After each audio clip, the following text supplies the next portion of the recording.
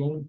The smart irrigation system was developed to address several system challenges in agriculture, especially with increasing water scarcity in many regions. Optimizing water usage has become essential for sustainable farming and food security. Additionally, climate change has led to unpredictable weather patterns, making effective weather management more important than ever.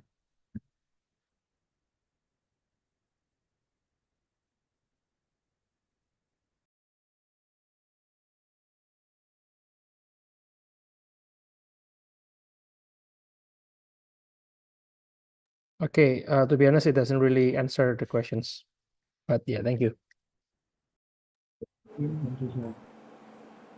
Okay, next, Mr. Reza. Please go ahead with your question. Okay, can I ask directly 2 questions or just one? Recording in progress.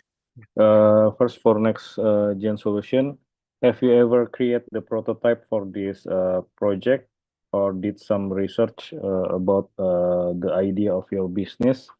And second one, I think it's like a similar question from the other judges previously. Did you already did some SWOT analysis before raising or propose this idea? Thank you. Is the questions clear enough? Can you hear my voice, Mas Marcelo? Yes, I hear your voice.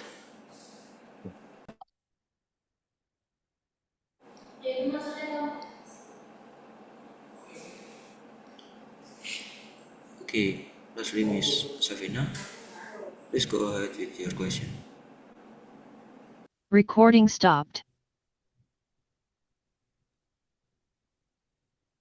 Recording in progress.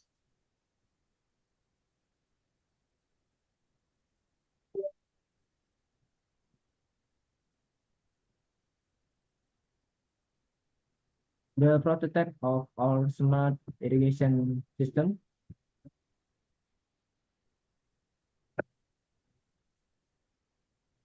Recording stopped. is functional model designed to demonstrate the core feature and capabilities of the final product.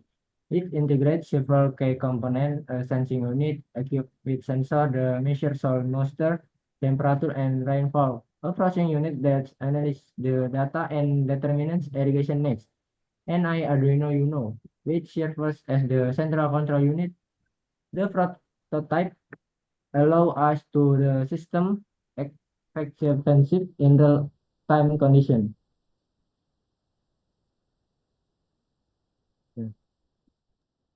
Sorry to cut in the middle, everyone. So, I think there is one thing that we miss in here. I hear that Mr. Reza asking some question about the team from the food ethics is used like doing some research before proposing this idea. Am I right, Mr. Reza? Yes. Oh yeah, okay. And also about the So, prototype. oh yes, okay. So, the finalists. So might be you need to answer this question first from Mr. Reza, and then we're gonna continue with Miss Safina. Is that okay, Miss Safina? Okay. Then if I may repeat it one more for the finalists. So the question from Mr. Reza is, did you have doing some research before choosing to raise about this matter or about your idea and also about the prototype? So you can answer this question. I give it back time to the finalists.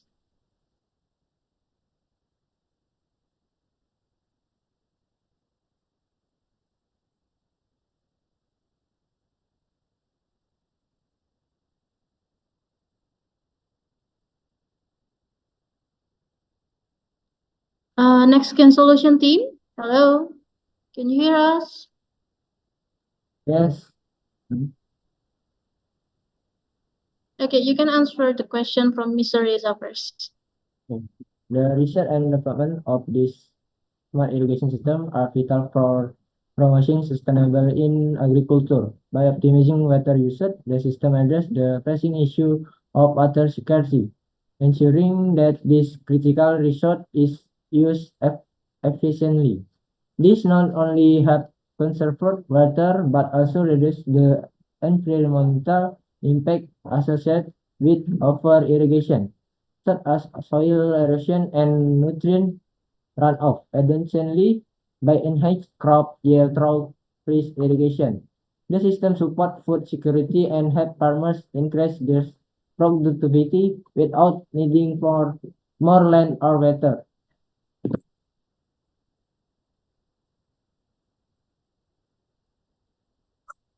Okay. I'm sorry, Mr. Reza. If Yeah. enough to answer. Actually, not really answering the question, but if they have if next gen team have some prototype So, that can be displayed, it's good. But it seems if there is no prototype they can show, then enough for me.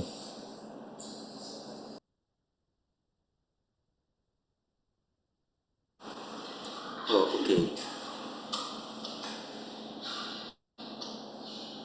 Can I change to question? Okay. Yes, Lastly, yes, you Miss can. Safina.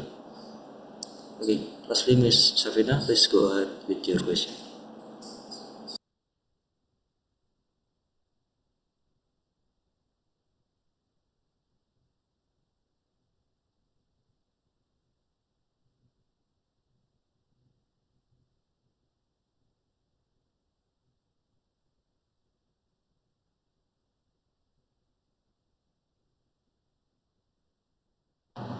Can you hear my voice now? Yes, I hear you. Oh, because I was using a different microphone just now. Okay. Um, Pretty much, I was concerned about the two questions that was raised by the previous judges, but since they tried to answer it in their way, I have one more question. You have this project, which is not clearly explained, but and without the business plan. But do you have the cost of this entire project? What would the cost be like?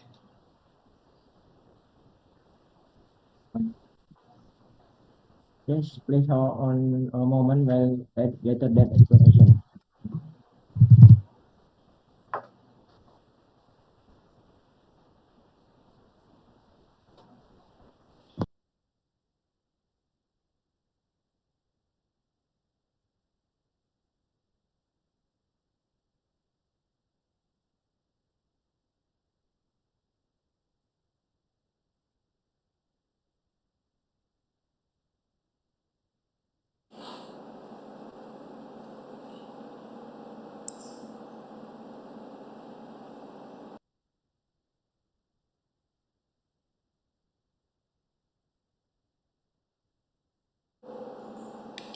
Excuse me for the team next solution. Can you answer the questions, Safina?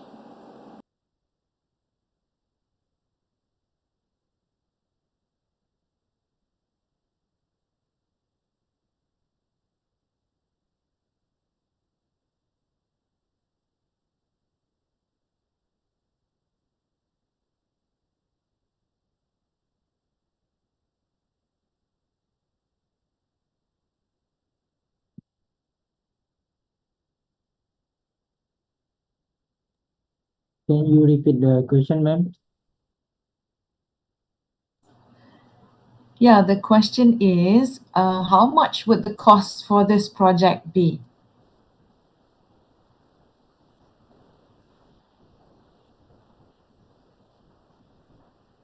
Because your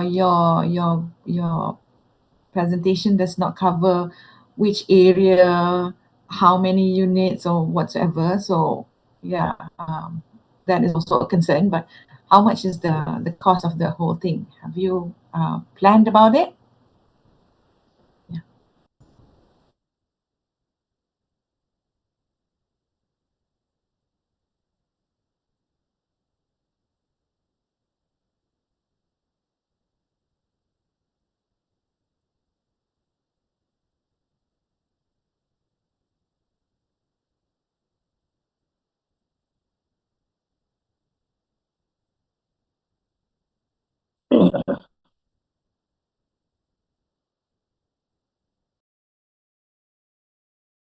Recording in progress.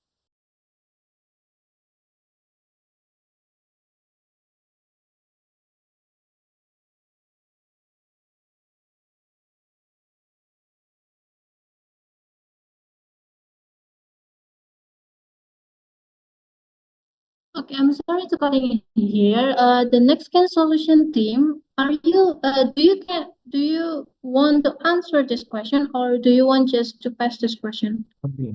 It took time too much, so we need to manage the time. So if you can answer, please answer it directly in short. But if you cannot answer the question, yes, you may pass for the question. So it would be effect on your score. As for the cost for participating in smart irrigation system project competition can vary significantly based on several factors, include the scale of the project, the technology used, and the competition location. Key expense components include material and equipment as soil, moisture sensor, water pump, microcontroller, piping, and power source. There might be costs associated with software development and include any necessary license. Thank you.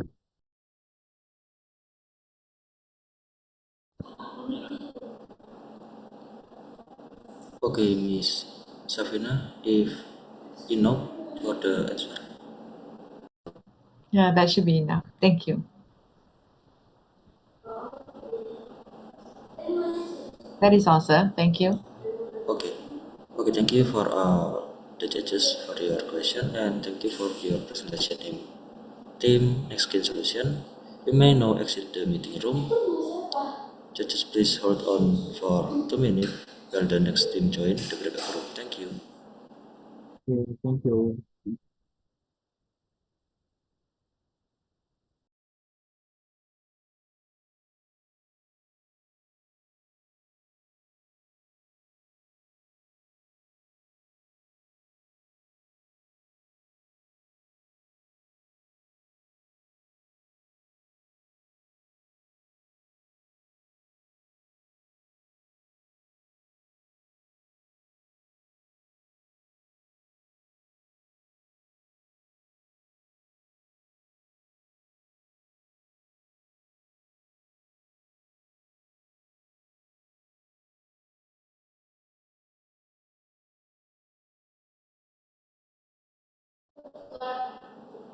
Okay, now let's begin the presentation from team 4.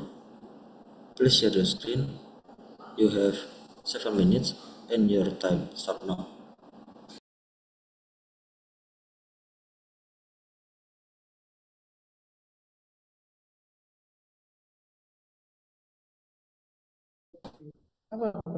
Good evening, judges.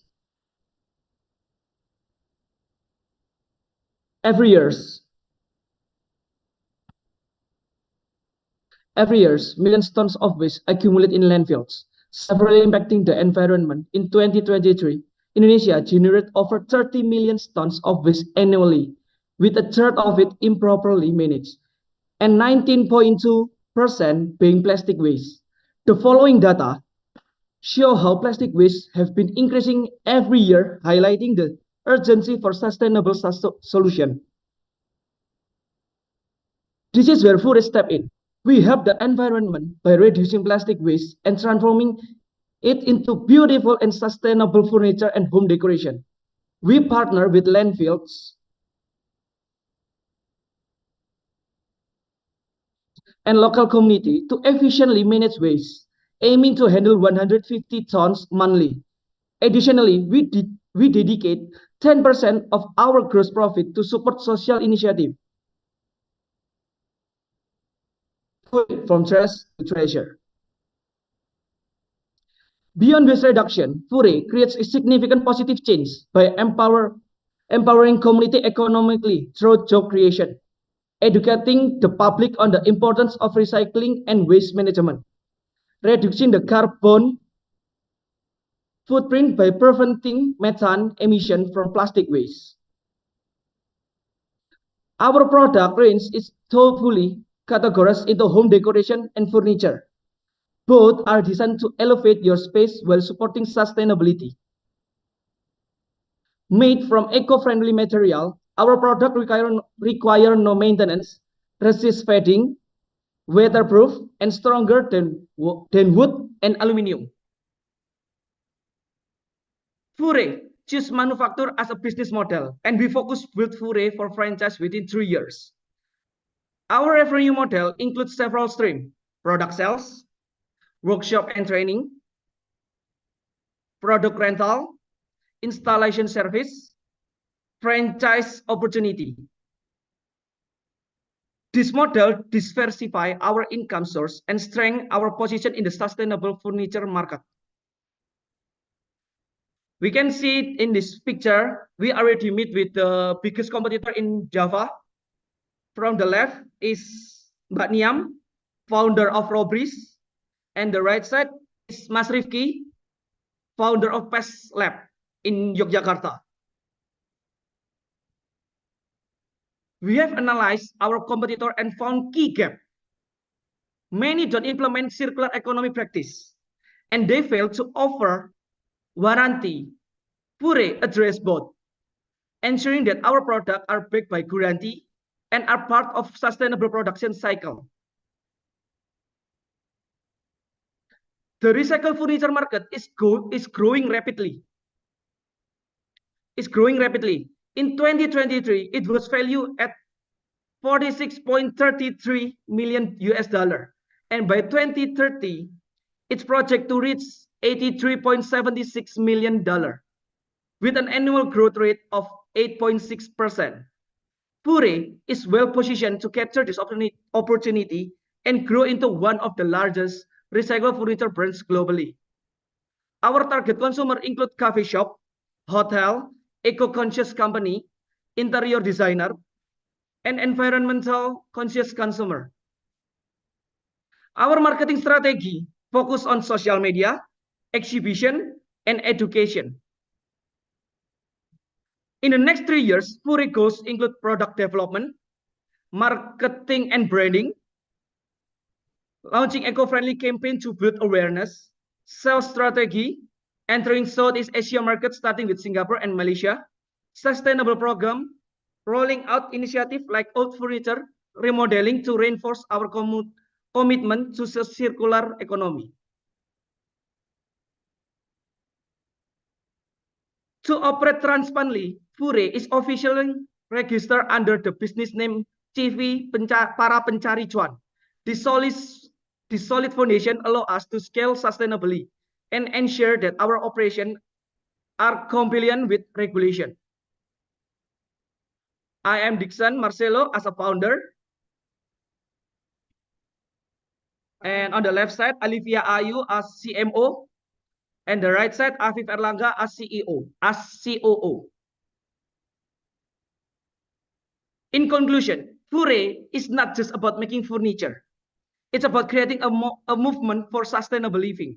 By choosing Fure, our customers support a solution to Indonesia waste crisis while enjoying durable, eco-friendly product. Thank you for considering Fure as a partner in building a more sustainable future. Thank you. Okay, thank you, Team 4, for the presentation. We will now move on the Q&A session with the judges. Okay, will we begin with Mr. Reza? Please go ahead with your question. Okay, thank you. Mas Dixon, Yeah. may I know, so based on your presentation, Fure is already have a legal legal aspect. You have already built or have a license, like a CV Para Pencari Cuan. Yeah. So this project already partially implemented or full implemented in your area? Is it in Jogja, if not mistaken? Yeah.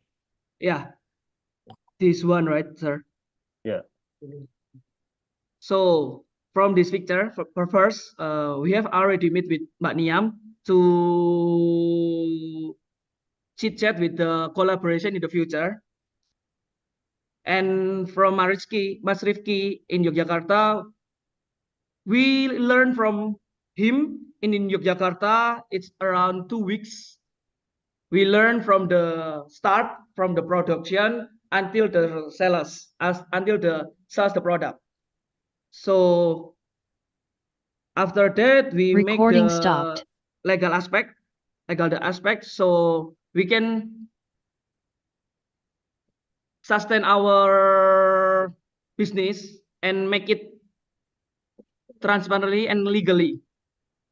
Okay. One more thing. Do you have a calculation on how many you need to start the project and maybe the expense for 1 year estimation or the ROI? So for now, we have a shift of turnover around 25 million rupiah in the last 3 months. And we sell this product, the coaster, stand phone, keychain, and coaster. That's Yeah. our biggest sales right now, Okay. for right now. Okay, I think that's enough from me, Mas Marcelo. Thank you, Mas Thank you, Dixon. sir. Okay, thank you. Next, Mr. Isaac. Please go ahead with your Okay. question. Okay, thank you. I have several questions. Number one is you mentioned that you already have some sales, yeah, 25 million in the past 3 months. My question is, how much is the cost of goods sold of each product? So like, or like how much is the margin of every product that you sell? That's the question number one. Let me answer the first question first. Yeah. From Mr. Isaac. So the turnover is a third from the revenue. A good sales, it's a third from the revenue. Okay. So you have 2/3 of it is your margin. Yeah. Okay. How much is one product for? Can you show us let's say your coaster, how much do you sell it So for? for the coaster, we sell in 35,000 rupiah.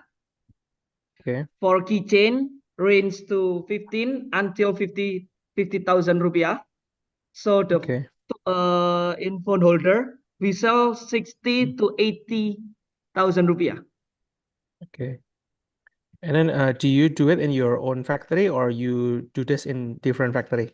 You create the product.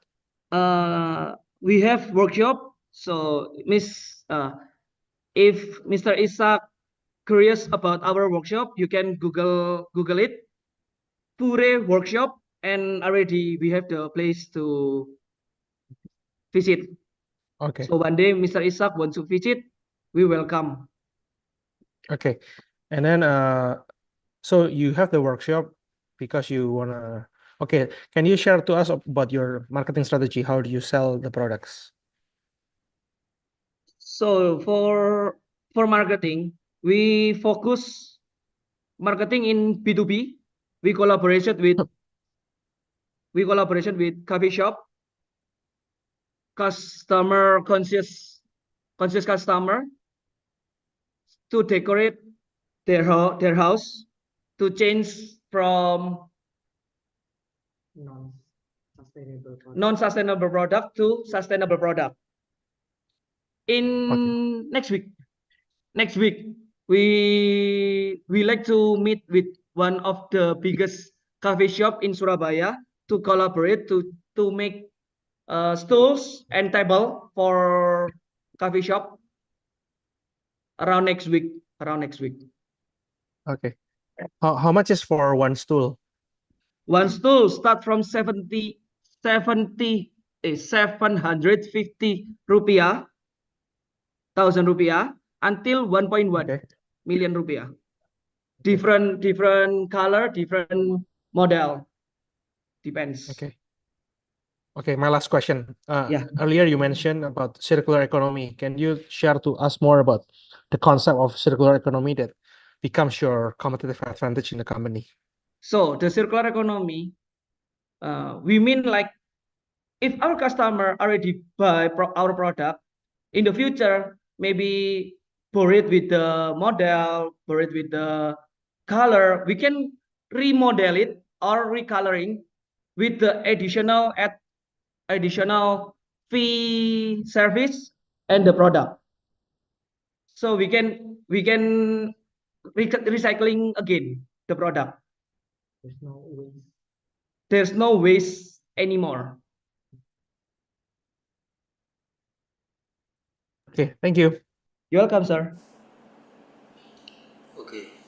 Next, lastly, Miss Safina, please go ahead with your question. Okay, thank you, moderator. Was it by Mr. Dixon, is it? Yep, Mr. Okay. Dixon. So yeah, I would like to know what is there's two questions. One, who are the target group for your products? You know, is it, if you look at the products that you have sold, they are keychain and furniture. Okay, that's number one. So who's the main target group, right? And question number two is, what is the concept of your design? Like, you know, is it like Muji kind of design for furniture, or, you know, the concept of the design, or is it just as long as it is ergonomical, you know? Yeah, those are my two questions, sir. Sorry, Ma'am Safina. Can you repeat the first question? Okay, the first question is, who is the target group for your products here? The main target group that you intend to achieve the most sales. Okay, so the first question I will answer is, our target is business owner, such as coffee shop, hotel and resort, eco-conscious company, interior designer, and architect. So our target is most of them to change from basic product like wood or aluminum product to use sustainable product such our product Fure. That's the first question. So the second question. Okay, so still talking about the first question. So you're talking, you have this huge business people, okay? You know, the hotel, the interior. But do you have you started like well, you know, providing services to like smaller companies, like interior designing for a certain house, you know, to improve your portfolio? You know, you provide designing furniture for a house that's going under renovation or moving in, you know, things like that. Okay, let me answer that question. So for the project, a small thing like house or other things, similar things, we don't have the prototype because we still on the agreement with the developer to furnish their interior in next month. We have a project to install our product in one of the OPM car dealer in Surabaya, in Surabaya Barat, such as Citraland. The owner asked us to fill the product in smoking area, such as table, chair, and others. For the display or the image for the concept, we still haven't achieved the blueprint for the smoking area, so we cannot sketch it to design the taste the place. Okay, In conclusion, we have a lot of relationship such as design interior, architect, business owner. So in the future, we can use that to improve our brand more highly than before. So that's our answer. Okay, thank you, sir. Thank you, ma'am Safina. Thank you. That is all. Thank you.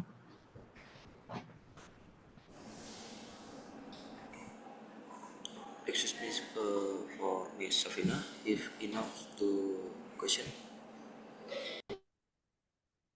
Okay, thank you to all the judges for your question. And Thank you all the for your judges for your presentation. time Team and sure. consideration. You may now exit the meeting room. Judges, please hold on for 2 minutes. Well done. Okay, Next Kak team Marcel. join Thank you, the Kak meeting room. Marcel. Thank you.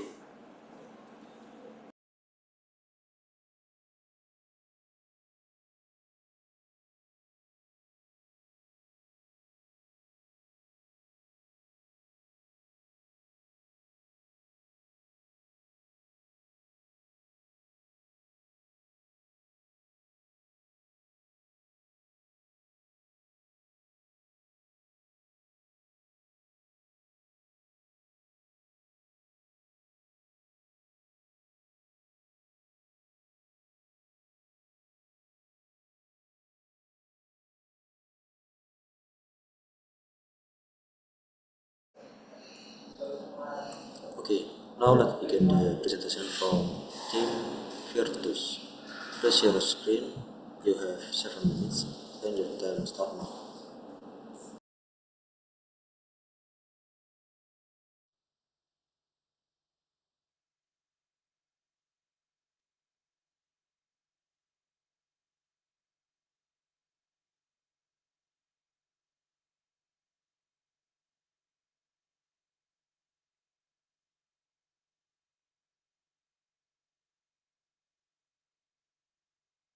Good morning, judges. Can you hear our voice? Yes. Okay. Should we start present now? Yes, please. I'm sorry? Yes, please. Okay, You can start. let me start. Okay, so as cities continue to expand and green spaces shrink, finding sustainable ways to produce food has become more crucial than ever. The study of Dhaka's green spaces shows a 56% decline over 30 years. And data also shows that urban expansion in Asia, Africa, and Latin America is drastically reducing green spaces. Inspired by this, our team is introducing an innovative solution to urban farming by harnessing the power of AI to boost efficiency. Good morning, judges. We are Virtus from Universitas Ciputra Surabaya, and here is our business solution. Our approach minimizes water waste while maximizing crop yields, and by using AI to control the amount of water plants need, we minimize waste and ensure crops receive the right nutrients to thrive. This system enables urban farms to grow more food in smaller areas, conserving space and maximizing production capacity. This initiative directly supports key SDGs, which are SDG 6 and SDG 12. Our business also network with the Indonesian Ministry of Agriculture for branding as we target B2B and B2B markets. By advancing sustainable urban farming, we are reshaping how cities grow their food, one farm at a time. Our project is focused on creating accessible AI-powered mobile application for vertical farming. Let me walk you through our design and how it benefits users. The target market includes household and business interested in urban farming but seeking environmentally conscious low-cost solution. Users simply install the app, Recording in input basic progress. farming details, and our AI system take care of the rest. The AI monitor plant health, water, and nutrients while offering timely suggestion to ensure optimal plant care. This results in efficient water usage, reduced waste, and better plant growth. To maintain long-term success, we offer regular checkup to optimize AI performance and provide ongoing support. Our mobile app makes vertical farming easy even for beginners. It tracks plant health, water, nutrients, and send notification with recommendation, all at an affordable price. This semi-manual system serves both residential and also business client. The app also promotes sustainability by minimizing resource consumption. We align with SDG 6 and also 12 by reducing water waste and encouraging responsible consumption. Our system also supports healthier lifestyle and eco-friendly practices. Finally, our customer support includes AI annual maintenance checkup, ensuring optimal performance with a user-friendly interface and fast response time. We provide an affordable solution that makes a positive environmental impact with minimal effort. In our project, we maximize hydroponic yield by combining AI technology with hydroponics. Using information gathered via the IoT as we see here, the AI system integrated in the cloud will track water usage, pH level, and nutrient concentration. In order to maintain optimal circumstances, the AI analyzes this data, makes recommendations for change, and alerts people via mobile phones. And then after collecting the historical data, they are scaled and processed to guarantee accuracy. Then we will collaborate together with AI company and conduct route testing to verify the model's performance, guarantee seamless operation, and user satisfaction. And along with addressing ethical issues like water usage and data transparency, we'll collaborate with the Ministry of Agriculture to pursue efficiency certification like water science. The technology will be accessible via cloud access and digital downloads, and we will offer client support, frequent upgrades, and installation assistance. Our objective is to develop an effective and sustainable hydroponic system for homes, organization, and also business. So in here, this is our prototype. So our app here is to make hydroponic management simple and accessible. So it's designed for easy direct access, and it offers user a complete overview of their hydroponic system right from their phones. So the homepage layout displays everything the users need: water levels, pH, nutrients, and other data such as temperature and humidity. With a quick glance, users can see the status of their system, helping them monitor and adjust as needed. So there are also notifications and reminders for low water or out of range pH, and helping users to take quick action when it matters most. So a key feature here is remote control, so it allows users to make adjustments from anywhere. They can manage nutrient level, adjust lighting, and keep their hydroponics running smoothly even when they're not there. So the app includes a user profile setup for a tailored experience, making it a complete tool for hydroponic growers. So with this app, users have everything they need to manage their system and stay on top of plant health and grow more efficiently.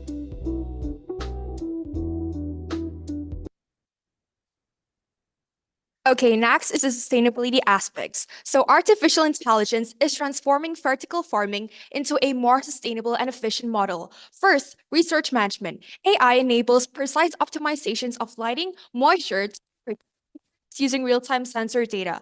This minimizes waste and maximizes resource efficiency, such as saving energy by adjusting lighting to match plant growth stages. Second, predictive maintenance. By analyzing historical data, AI predicts equipment failures, allowing for preventive measures that reduce costly downtime and ensure continuous productivity.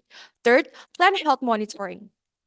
AI-powered image recognition detects pests and diseases early, enabling quick responses that lower pesticide use and environmental impact. Machine learning also identifies signs of plant stress and nutrient deficiencies for proactive care. Fourth, yield optimization. AI predicts growth patterns, ensuring precise harvest timing and optimal planting densities, maximizing productivity and profitability. Last but not least, consumer preference analysis. AI helps farmers align their crops with market demand, focusing on the most profitable options and minimizing waste, enhancing sustainability and economic viability. Next slide. Okay, here's our financial statement. Our financial model confirms that this approach is both feasible and positioned for significant growth. Next slide. Together, we're sowing the seeds for a smarter, greener future, where technology and nature blend to revitalize urban life. Esteemed judges, thank you for your time and thank you. Okay, thank you, Team Virtus, for the presentation. We will now move to Q&A session with the judges. We'll begin with Mr. Reza. Please go ahead with your question. Thank you, moderator. Thank you, Virtus team, for the presentation. May I see your costs again, the financial statement analysis, since you displayed in a short time.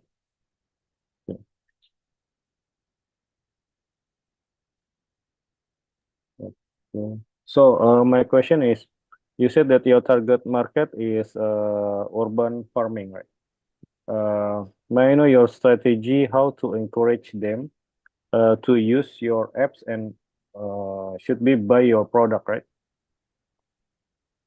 Hi. Oh, yes, that's true. So our target market is B2B as well as B2C. So in order for us to like raise the awareness of these businesses, we would first like raise the awareness of our brand with the implementation of AI. Since we're currently living in the 21st century, AI is integrated in all industry, and AI has made like, for example, the agriculture industry to be more efficient, and it also increases the efficiency. So with our product, I'm pretty sure that, and we're certain to be honest, that with the integration of AI, we're able to like minimizes the amount of repetitive work and increases like the amount of harvest production as well as increasing the efficiency.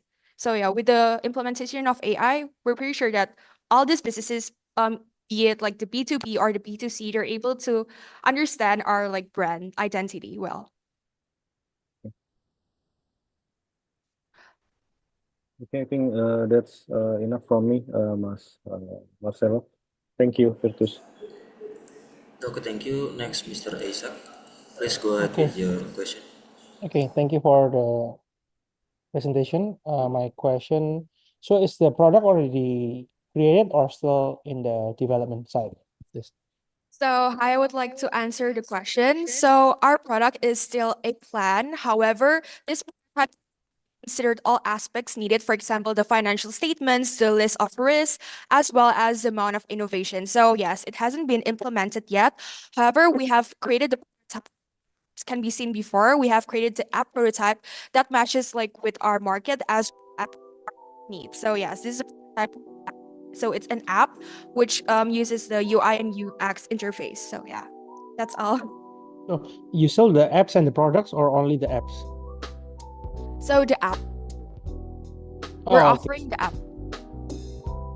Oh, so only apps, yeah. But I mean, like, how about like how the people, how to measure the humidity? Like, I mean, like, what do you have any tools to measure the condition of the location?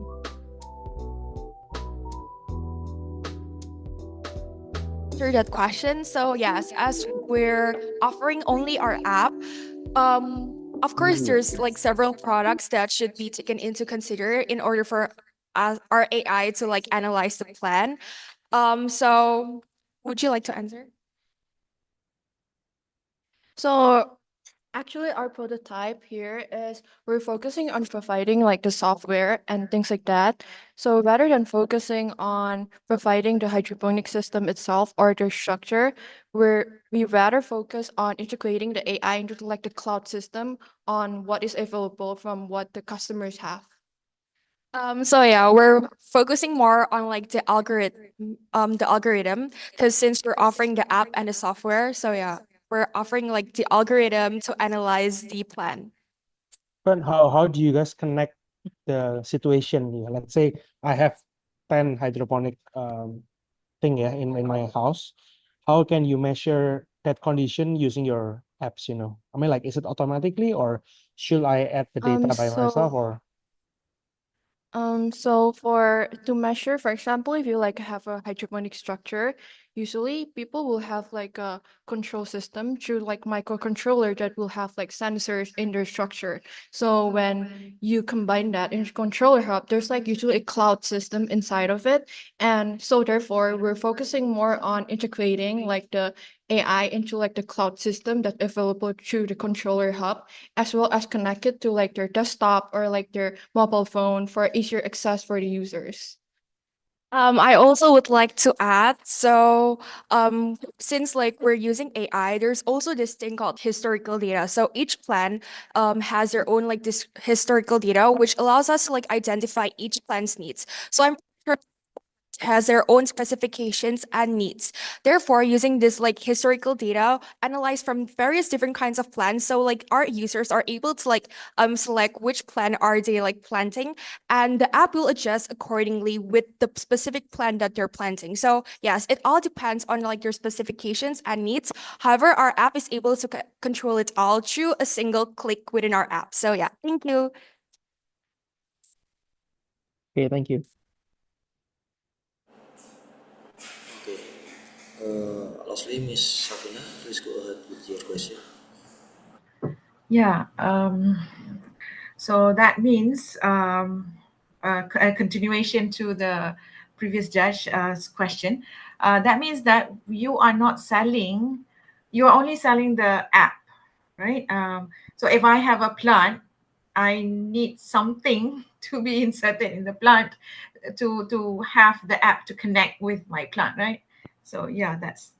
I was thinking that you're selling the hydroponic compartment or thing together with the app, but since it was answered just now, okay. So my question is, it's an app and it requires a certain amount of knowledge and an understanding how to operate the app.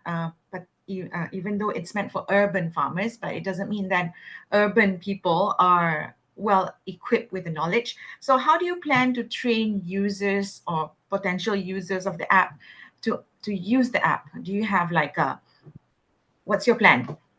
Okay, so actually, we are focusing on people who already have the equipment for hydroponic. And since our app is also a mobile app, it is actually user friendly. So it will be easy for them to use our apps and to understand how to use our application. Oh, yes, I would like to add something in terms of the user-friendly app. So, previously in the video, we have like this feature called Ask AI. So, for example, I don't know how to use this app. How do I go to the setting? How do I go to like this feature? All you need is a single prompt typed in our app. For example, help me go to the control setting. Our AI app will allow you like to go to the control setting within a single prompt. So yes, we have this feature called Ask AI, which allows like users from all ages to understand how to use our app. Aside from that, we also will put it in our app, so like all users are able to understand. Oh, here's how to use the app. Oh, here's are like the list of benefits of the app. So yeah. All And I right. would like to add, there's also customer service from us that will do like regular checkup. Here I have mentioned in the PPT about our great customer service. There's customer support and also availability, and it's also affordable. So other than we gave them the app, we also like do maintenance. So we can also make them more knowledgeable about our product.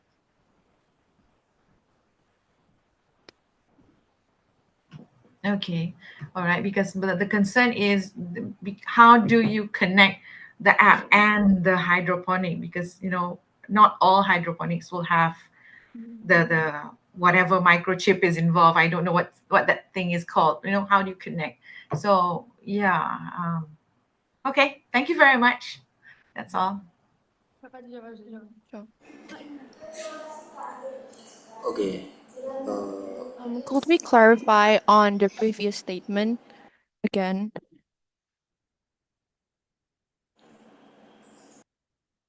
Yes, please. Okay, so actually, we're focusing more on the customers that already have the service itself, as we said before. So, um, rather than selling the IoT system along with the hydroponics, we're focusing on people who already have the IoT system itself and is aware of how they work. Because it's a complex system and it's not like easily like given to like normal people who just want to try hydroponics, rather it's people who are willing to invest in it. Yeah, so actually our target market is pretty niche. I also would like to add, sorry, since yeah, as previously mentioned by my friend Muriel, we're focusing more on people who already has like the tools for hydroponics. Because according to our research prior to this presentation, it shows that there's lots of companies out there who already have like the IoT system. However, they don't have like the AI implementation. So it requires them to like take more effort to like check their hydroponics and stuff. But with our app, they're able to like monitor and control all their hydroponics plants within a single app and within a single prompt. So yeah, thank you, judges.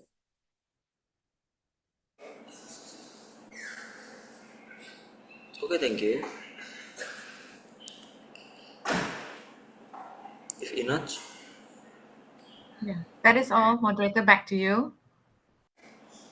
Okay, thank you to all the judges for your question, and thank you for your presentation, team Virtus. You may now exit the meeting room. Judges, please hold on for 2 minutes while the next team join the breakout room. Thank you. Thank you, judges. Thank you, moderator. Bye-bye. Thank you.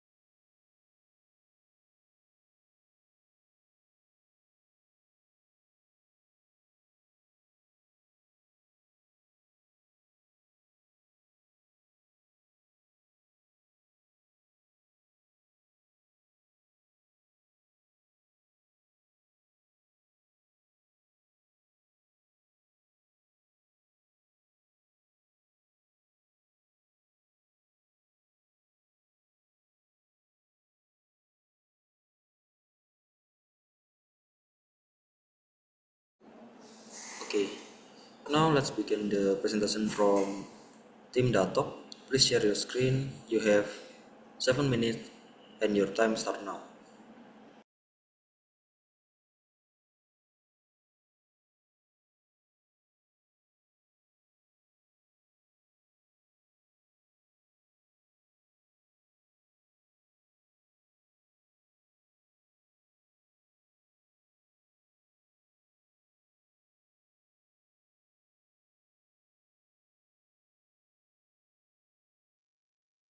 Good morning, honorable judges.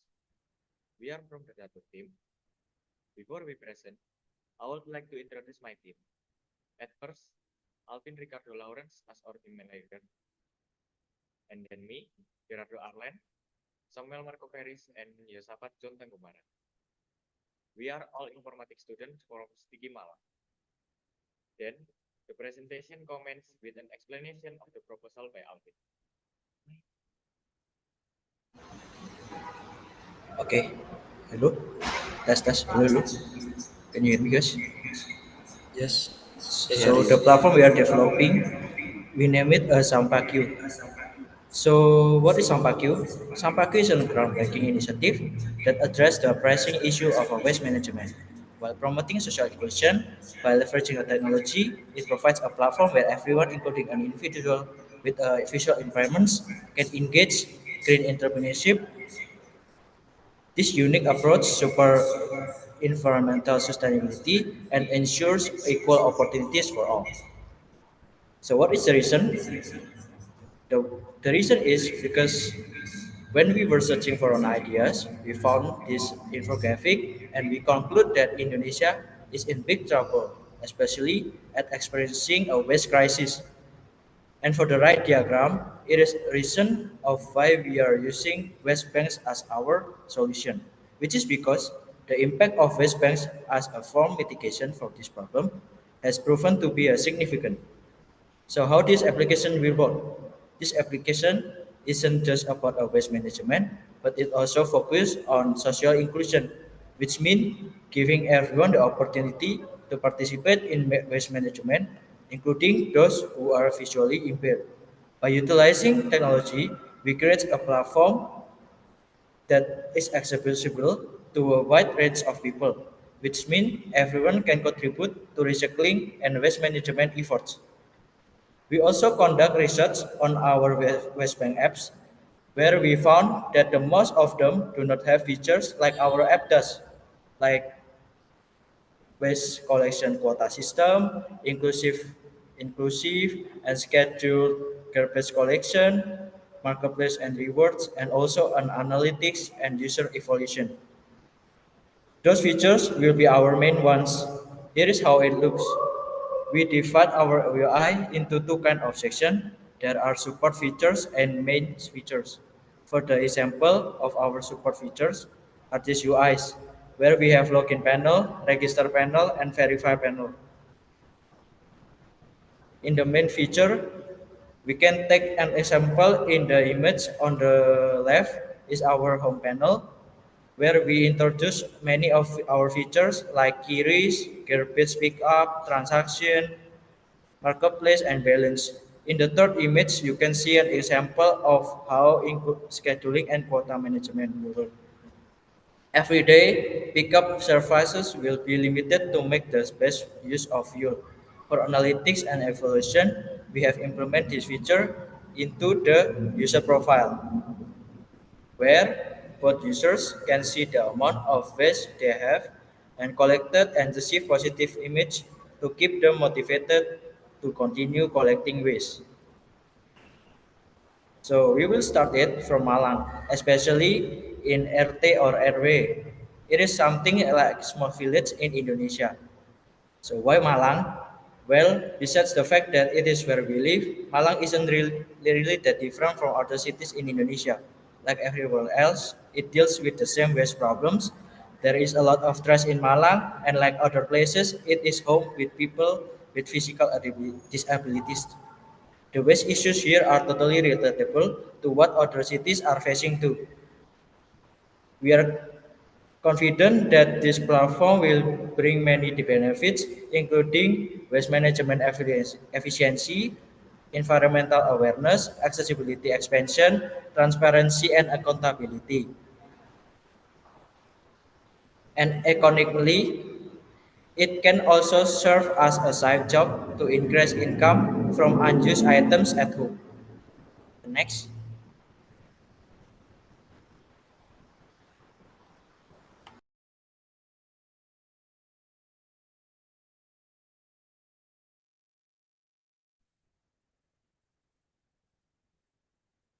Okay, thank you, Alvin.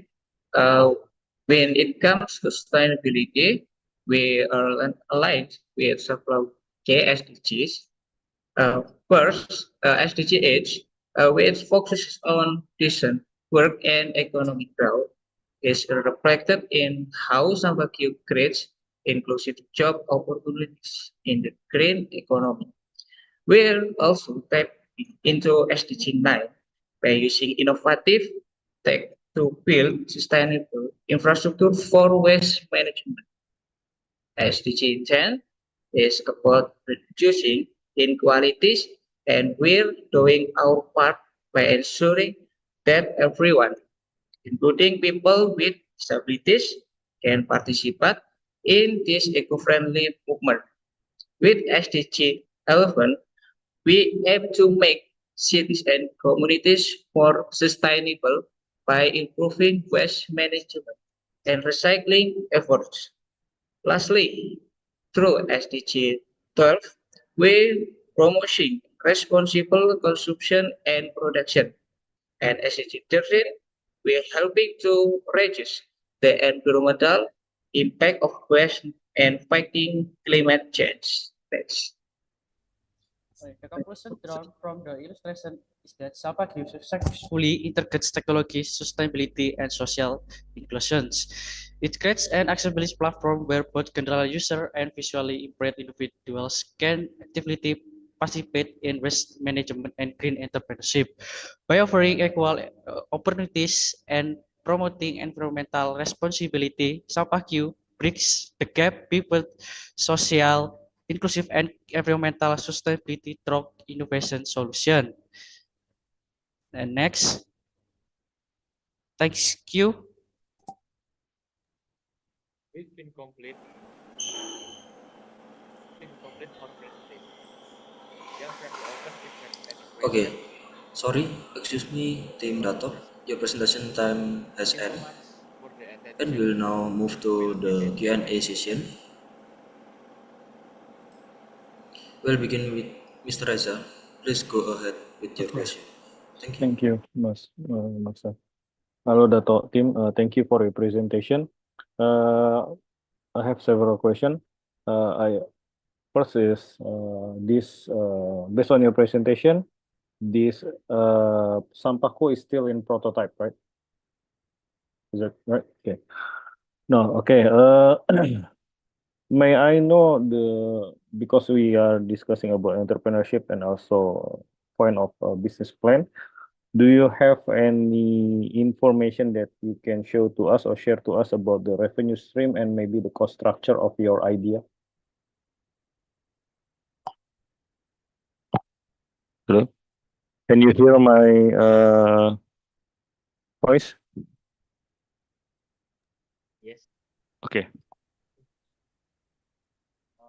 So the question is clear, right? Do you have any information that you can share to us about the cost structure and also the revenue stream of this business idea?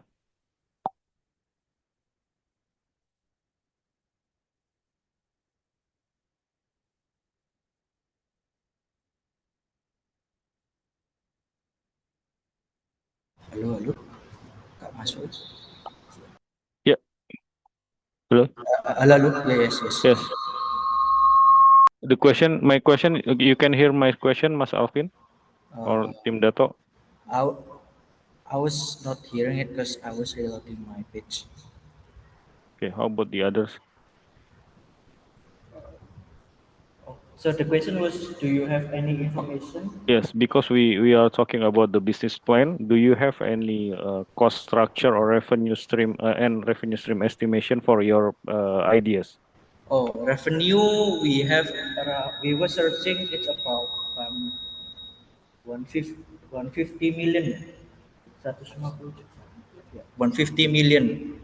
But we don't make it in a graph in Excel because we were just reset it and we thought it was only SDGs related to SDGs. How about the cost structure? What items you need to develop and the capital you need to raise? Our goal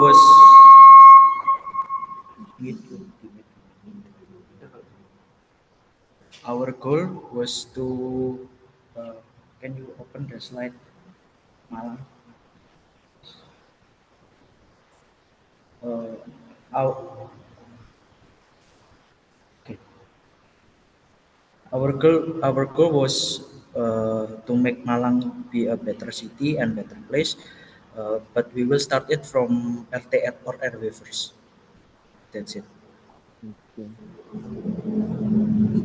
Okay, thank you. Thank you, Mas Mar. Thank you from Tim Dato team. Okay, next, Mr. Isaac. Please go ahead with your Okay. question. So I want to actually elaborate more on the question from Mr. Reza. So to be honest, I don't understand how the business model works, and I don't know how you make money. Can you mentioned about 150 million, okay, but can you tell us, since this is a business idea, right, that we are creating, we have to know how can you make money? How do you charge? Who pay your services? Let's say you create the apps, and then who will pay it? Is it the people, the government, or whoever? Please tell us, so we can get the idea. Oh, okay. So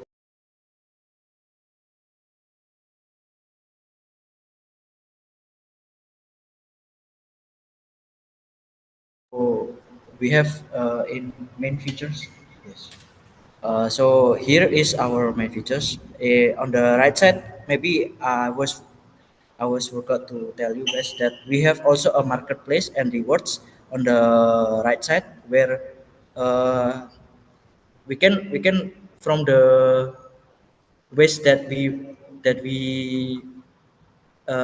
collecting, we will make it as like a new product and or brand, like some stuff, and we sell it in our marketplace like that.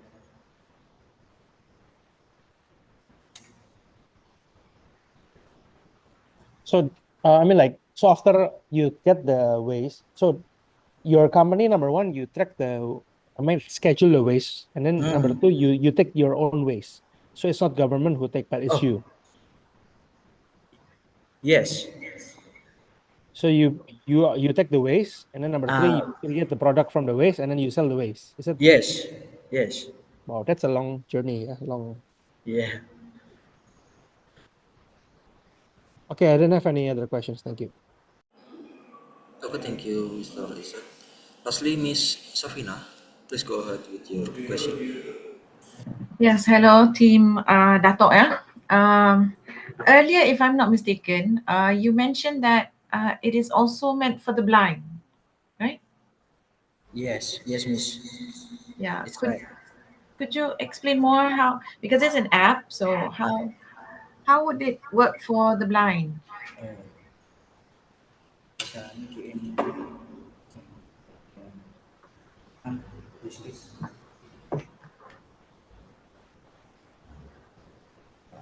So a blind person is not might be not be able to see, right? But that doesn't mean they cannot hear. So we use this so they can use a voice like we've been research about some applications for blind users, but we found out that there are some features like screen reader compatibility, simplified navigation, voice command integration, and also an alternative text. So from that we also have in Android, in any apps of Android, there is an feature of called an accessibility feature. So we will maybe from that feature we can try to connect that accessibility features to our apps, so blind users can use our apps for it.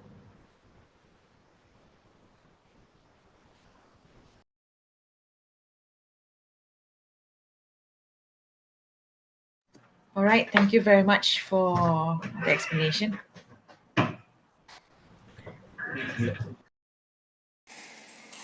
That is all from me, man, Mr. Moderator. Over to Okay, you. thank you to all the judges for your question, and thank you for your presentation, team Datok. You may now exit the meeting room. Judges, please hold on for 2 minutes while the next team join the breakout room. Thank you.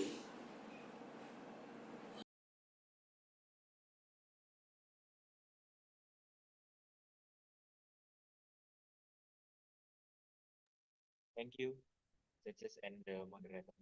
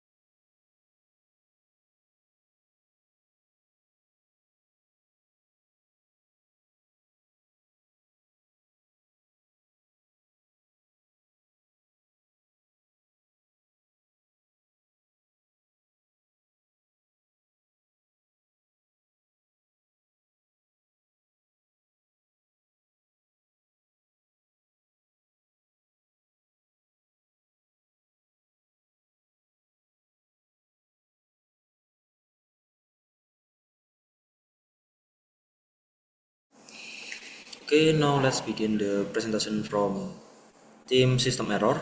Please share your screen. You have 7 minutes and your time start now.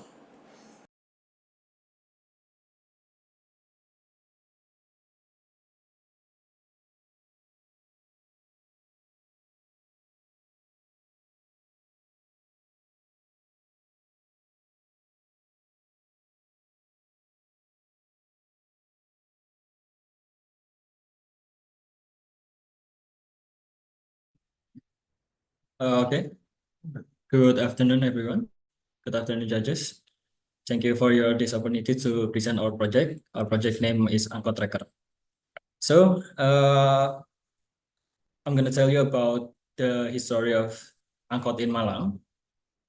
Okay, so next slide, please. Okay. So this recognition highlights how creativity and innovation can elevate a city global status. Recording In stopped. the same spirit, our project Angkot Trackers aim to revitalize Malang Angkot system, which has historically been an important part of the city identity. So let me tell you more about this. Of course, to understand our project, let's take a brief look at the history of Angkot in Malang. So in the early 2000s, Angkot was the main form of public transportation for students, workers, and tourists. because it was cheap, environmentally friendly, and an essential part of daily life in the city. But however, over time, the angkot system has been declined, like the rise of ride-hailing service and the inconvenience faced by passenger, like unpredictable schedules, and led to a drop usage. So like many angkot routes become inactive, and this is not only hurt the driver, but also contribute to increased traffic congestion and carbon emission. Like the president say the mayor of Malang explained what triggered traffic congestion, and Malang City is not comfortable anymore, and sadly 6 Malang City public transportation routes have been suspended. Next slide, please. Of course, we have our objective. I'm gonna tell you about our main objective. I have 3 objectives. So like the first one is about the Raven public transportation. So by making it more efficient and convenient for passengers with a real-time route tracking and easy access to schedules, so we can make angkot it more attractive option. The second one is about the support angkot driver. So by helping them optimize their trips and increase their income through tools like passenger tracking and of course the digital payments. And the third one is about the reduced carbon emission by encouraging more people to use angkot and public transport. Because we can supporting sustainable development goals like goals 13, the climate action, and we have another goals like goals 8 about decent work and economic growth, goals 9 about industry, innovation, and infrastructure, and the last one is goals 11, sustainable cities and communities. So imagine if you could track your angkot in a real time and know exactly when it will arrive. Will that make public transport more appealing choice for it? Okay. After we have our purpose, of course, we have our problem statement, right? Our problem statement faced by the angkot system in Malang is so complex and deep road. So maybe like take a closer to our 3 main issue. The first one about like what I said before is inconvenience for passenger. The second one about the challenge for the driver, and the third one is about the environmental impact. Next slide. Okay. There is another purpose about our project because Malang made it into UNESCO Creative Cities Network. So this achievement was announced on October 14, 2024 by Ministry of Tourism and Creative Economy. That's why we have some encourage to make this angkot tracker more reliable to our Malang city. Next slide. And the third one is about the solution. So to solve this issue, we introduced angkot tracker, an innovative application design to revitalize the angkot system in Malang. Okay, let's look at the key feature of angkot tracker. The first one is about the real-time GPS tracking. The second one is about the passenger capacity management. The third one about the electronic payment. The third one is about interactive map, and the last one is about monetizing opportunities. Next. So this is our prototype about our application design. This is the first one about the authentication. Next. The second one about the driver. This is the driver. They have some capacity for the passenger, for the digital payment, and for the account and the other. Next one. And this is the user. Next. Okay. Before I close to my presentation, I have a conclusion. So to wrap things up, angkot tracker is more than just an app. So it's a solution that improve public transport efficiency for passenger in Malang, improve public transport efficiency for passenger in Malang, and supports angkot driver by providing the tools they need to increase their income and reduce carbon emission, contributing to a greener and more sustainable city. So thank you for your attention. I'm happy to answer any question you have. So which feature of angkot tracker do you think will make the biggest impact? Thank you. Okay, thank you, Team System Error, for the presentation. We will now move on to the Q&A session with the judges. Okay, we'll begin with Mr. Raisa. Please go ahead with your question. Thank you, moderator. Thank you, System Error team. I have a question that first, this one is still a prototype, right? Okay. And next, you said that I still don't get any clear information about the business model. How do you generate the revenue so that your business can be running well? Can you explain where if your application is implemented in Malang, angkot apps, and used by the angkot driver in Malang, how then your application generate a revenue so that you can still operate your system, operate your application? Okay, thank you for your question. I'm gonna answer it. We have from the solution, we have the monetization opportunities. So in additional to operational aspect, Angkot Records open up a new opportunities like for driver and business. So with a digital platform, there is room for additional monetization, like such digital advertisement display within the app. And Angkot Driver can also generate extra income through local partnership with businessmen along their routes, creating more of profitability ecosystem for everyone involved. And we can take from like admin fee for us maybe cost like 2,000 or 1,500 like that rupiah.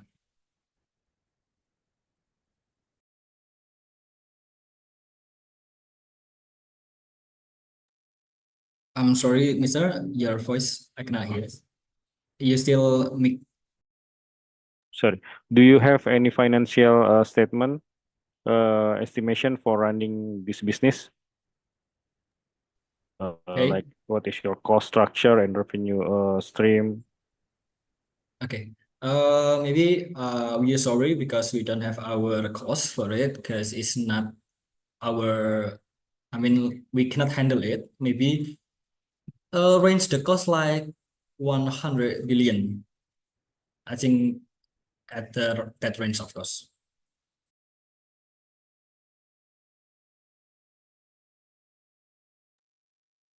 Okay, one more. And how about you said that each angkot will have a GPS. It's either you put the GPS device on the angkot or you give the device to the driver. So this one is part of your solution, right? You're not only providing the apps, but you also providing the GPS device to the angkot driver, right? Okay. Okay. Thank you. About the real-time GPS, the tracking, we not input it on the vehicle, but we have in an app. So the real-time is of course in the application. So when the driver log in to the application, they have a notification that we have to active the GPS tracking, maybe like that. Oh, okay. Okay. I think that's all. Thank you. Okay, thank you. Next, Mr. Isaac, please go ahead with your question. Okay, thank you. Actually, most of my questions are quite the same as Mr. Reza, and I think last one you already mentioned about the GPS because I think it's another cost about it. But I think I want to get more clear here because I think this is a business idea concept, right? I mean, you are trying to solve a problem, and at the same time, doing the business, which means making the revenue, right? And then based on your, can you remind us again about how you can make money? I know that there are several things that you mentioned, but can you share to us again how can you make money and how big is the financial will look like based on your study? Let's say you have this amount of people in Malang who can use this apps and like, can you share to us more about it? Okay, thank you for your question. I can say it. We have the monetization opportunities, like another monetization maybe like the advertisement in our application. So we take some investor or some business people that want to invest in our project. So the advertisement they have, we can display it in our app. And the other, like what I say, is about the admin fee. We can include the admin fee, like maybe 2,000 rupiah or 1,500 rupiah, and we can maybe we have the data. We can collaborate with our government to make the data or the user, how many user that will use Angkot. We can collaborate with our government, maybe like that.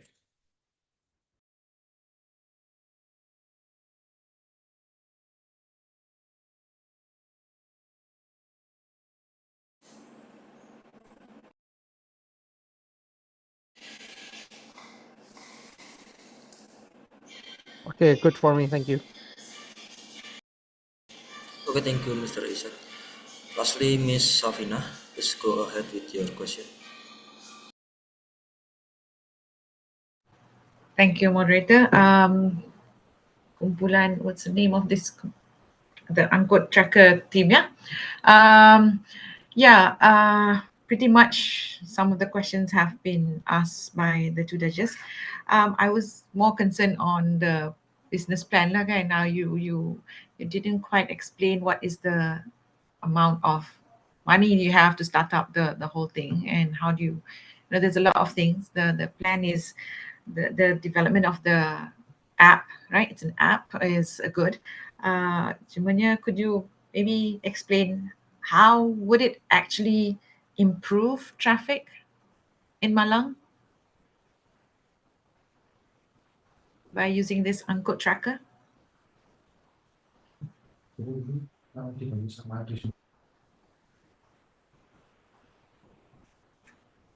Okay, thank you for your question. Like what I said before, maybe we don't handle about the business plan, like how much we cost for it, but we have a range. So because we learn about the other public online transportation, they held the cost is range like 100 billion until 300, of course, but we take it the low cost is 100 billion. And pardon me for the second question. What is it? I'm sorry. You're introducing this app, Angkot Tracker. So how do you foresee that this app would eventually help to improve traffic in Malang? Okay.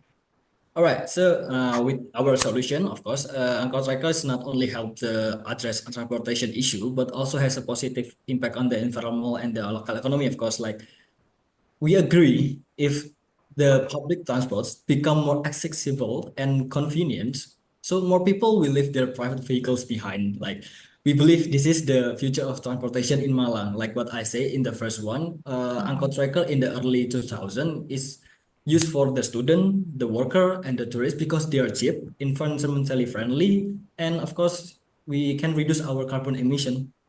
So many people in Malang use public transportation like Angkot, like that. Okay, thank you very much. That is all from me, moderator. Thank you. Okay, thank you to all the judges for your question, and thank you for your presentation team. System error. You may now exit the meeting room. Judges, please hold for 2 minutes while the next team join the breakout room. Thank you. You're welcome. Thank you, judges. Thank you, moderator.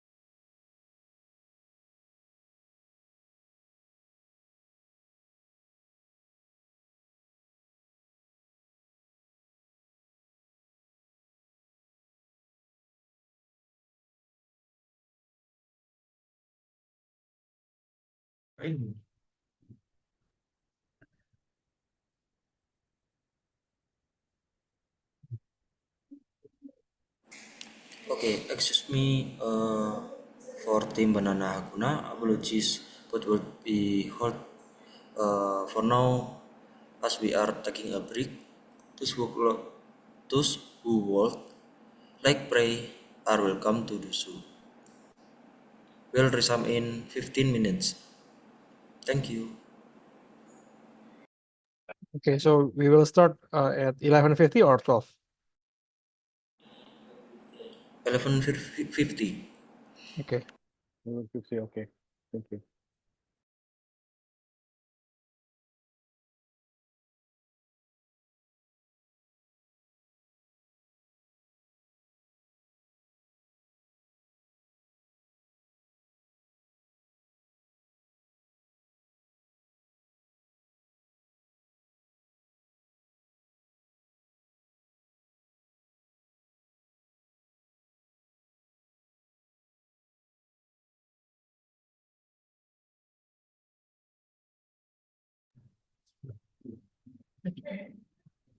Setelah sistem error kita harusnya ini. Saya jadi.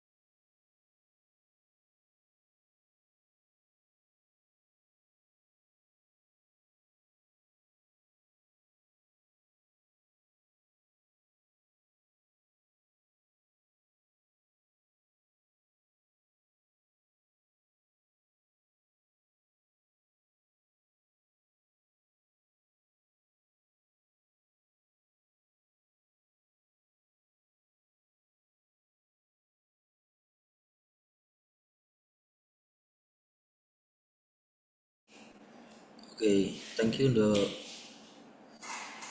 Thank you. The break is now over.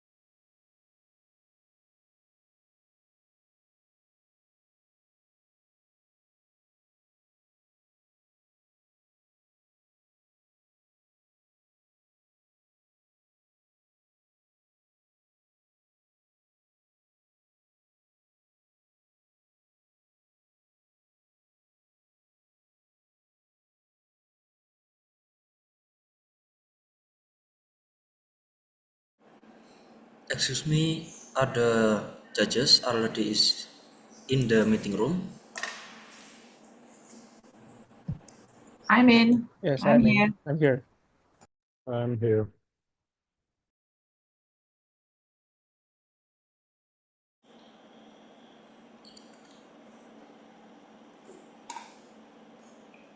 Okay, now let's begin the presentation from team Banana Haguna. Your presentation time, sorry, we will know, sorry, you have 7 minutes and your time start now.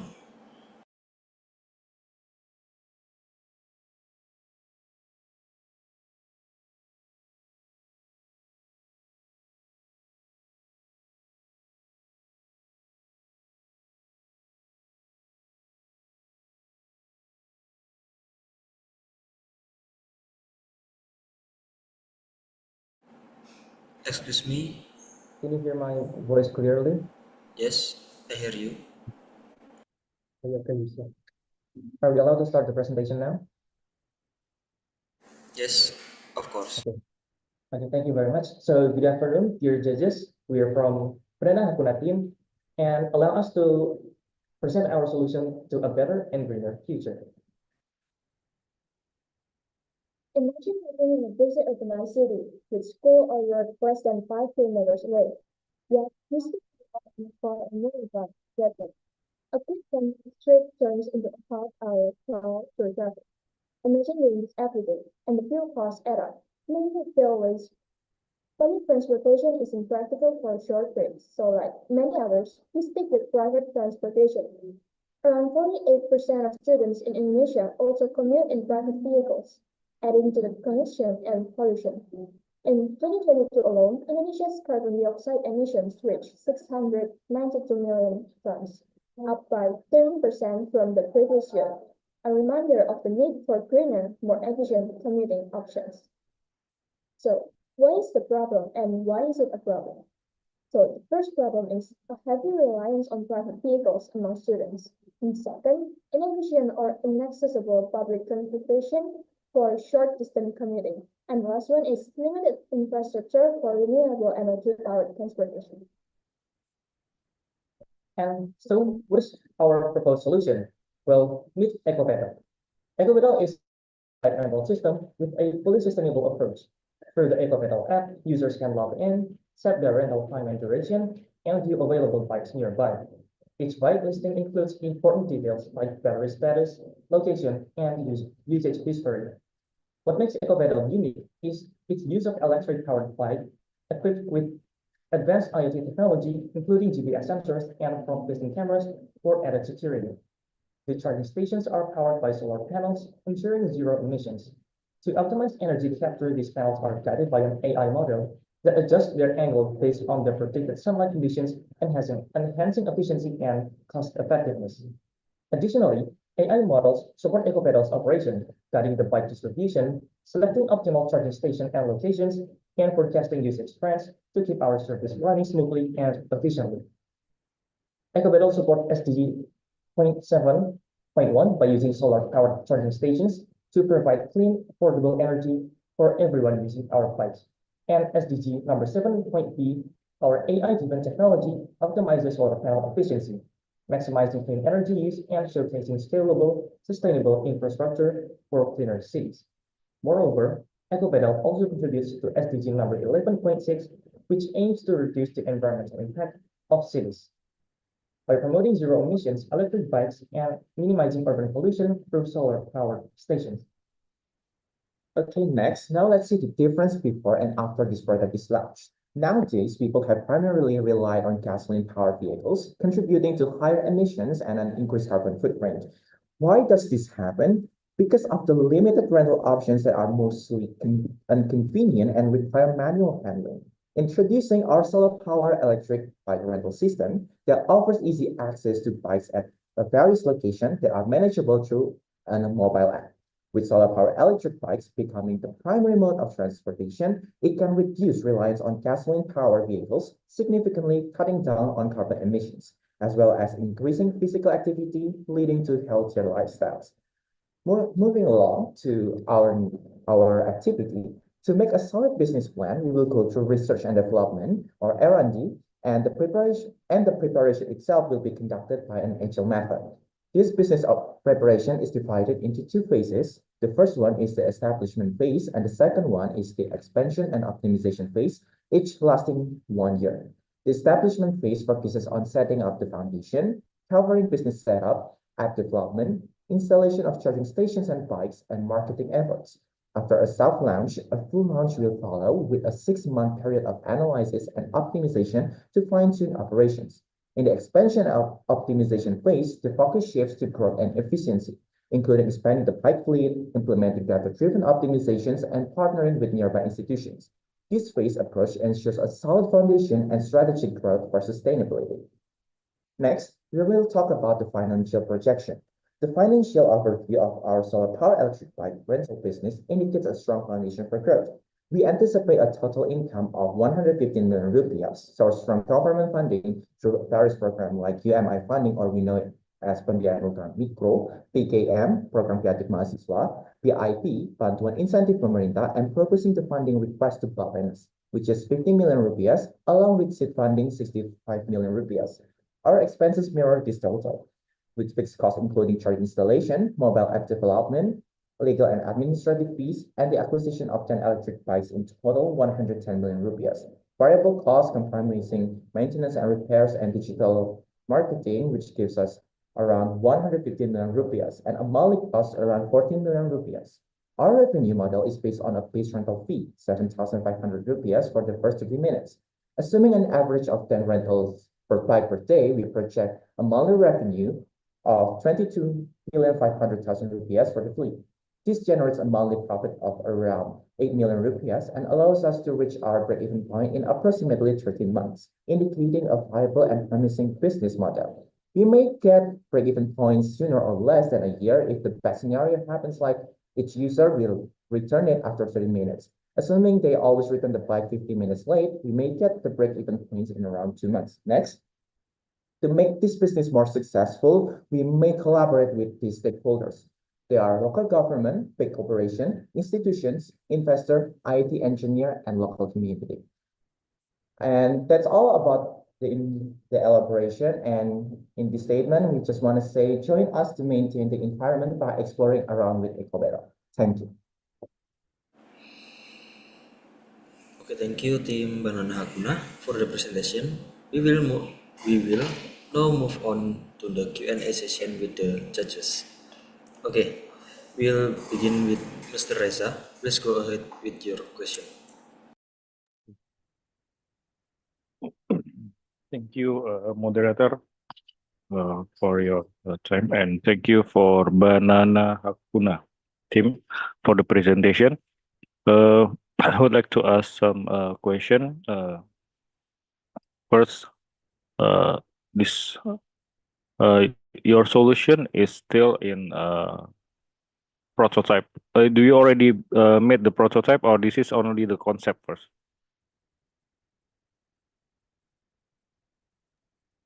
Thank you for the question. So to answer that, yes, our product is still fully on prototype. All the design, the mobile app design, as well as the design for the electric bikes and the solar panel is also still in prototype designs. Do you mean that you already have the prototype also for the charging station like that, or only the apps? Only the apps. Oh, okay, only the apps. I mean that have you survey uh, from the financial statement you have show to us that there is you already made some estimation on the charging station and the e-bikes, right? Is it based on your research or only a rough estimation?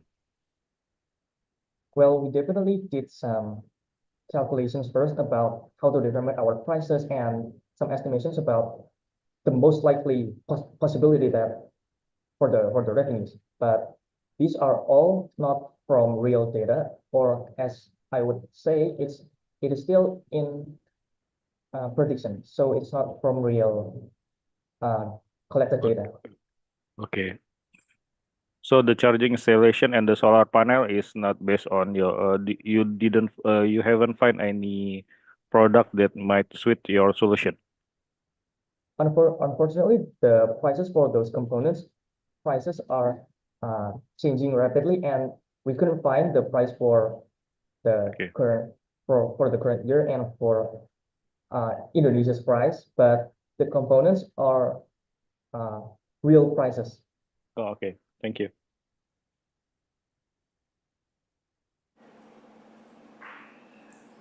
Okay. Okay. Next. Okay. Can you still stay on the screen? I have a question because I'm also looking at your proposal, yeah, and the proposal that you sent. I see it here on page 1, 2, 3, on page 6, actually, on page 6. I see that the number is quite different between what you have here and the proposal. So like in the proposal, you only mention about charging station installation 10 million per station, total 5, yeah, total 50 million. But and then you don't put the electric pack investment. I mean, like, which one should we follow? So the one that we will follow is the one that's in our presentation, because of course after the submission of the proposal we did another research about how to actually properly design the components and the machines that are required. So the final prices that is the most likely prices that we will pay is the one in the presentation. Okay. Another question is, how can you make sure that the bike, the usage of the bike is still under control? By under control, it means the users, they do not break the bike, like, yeah, when they use it, how can you control that? Okay. So one of the primary problems of having a rental bike business is definitely the security, and we also did consider that as a threat. So how do we solve that problem? Because apparently a lot of other PSS or bike rental system or bike sharing system already has this problem. One of the solution that we give is definitely by utilizing some IoTs, such as GPS tracker and a front under display camera, which is also connected to the user's data from the mobile app. So in order to use this app, the user must definitely register through our mobile app. And after that, also after registering to the mobile app, the users can unlock the bicycle by verifying their identity on the mobile app based on their real ID card or identity card. Therefore, the chances of the bikes like being broken or missing, or we usually say vandalism or theft, is highly minimized. Okay, my last question here. A lot of bike sharing business in the world already fail, yeah. A lot of bike sharing in China, in US, they fail big time. And then I want to ask you, I don't know whether you understand that data or not, But let's say if you understand the data, why did you still believe that this is a good idea that you propose? Okay. So as I previously mentioned before, yes, there are definitely a lot of cases where bike sharing system business actually fails. And there's actually some research that is done to find the factors of why those business fails. Some of them, such as because of maybe vandalism or theft, or maybe maintenance that are too expensive, or maybe because they are highly dependent on governmental fundings. So how do we solve that? It's because of the operations that we do, like we highly utilizes AI for doing the predictions in a lot of areas. So to cover up the maintenance part, how do we make sure that our bike is not broken very often? Our operation utilizes AI to predict the quality of the weather. That's the first one. And also, by predicting the weather, we can distribute the amount of resources needed to fix or maintain our products. We also use AI for the bike usage trends. Therefore, we can keep control of how many or how much the bike is being used by how many user or how many person. Therefore, we can also distribute our resources to maintain the bikes. And therefore, we hope that using these tools, we can minimize our cost on maintenance and further keeping this business thriving in the future. Okay, thank you. Okay, lastly, Miss Sofina, please go ahead with your question. Hello, Team Banana Hakuna ya. Interesting idea about eco pedal. Cuma I have a question. Why are you proposing, solar panel bicycle? Why not use? I mean, did you do a comparison between a normal bicycle that is locked in I mean the same thing, cuma it's not solar panel, it's just locked and people can still use it? Did you make a comparison? Because there are certain places that provide such a service for tourists, especially to use in cities. It's a normal bike, and yours is solar panel, so definitely it's very costly.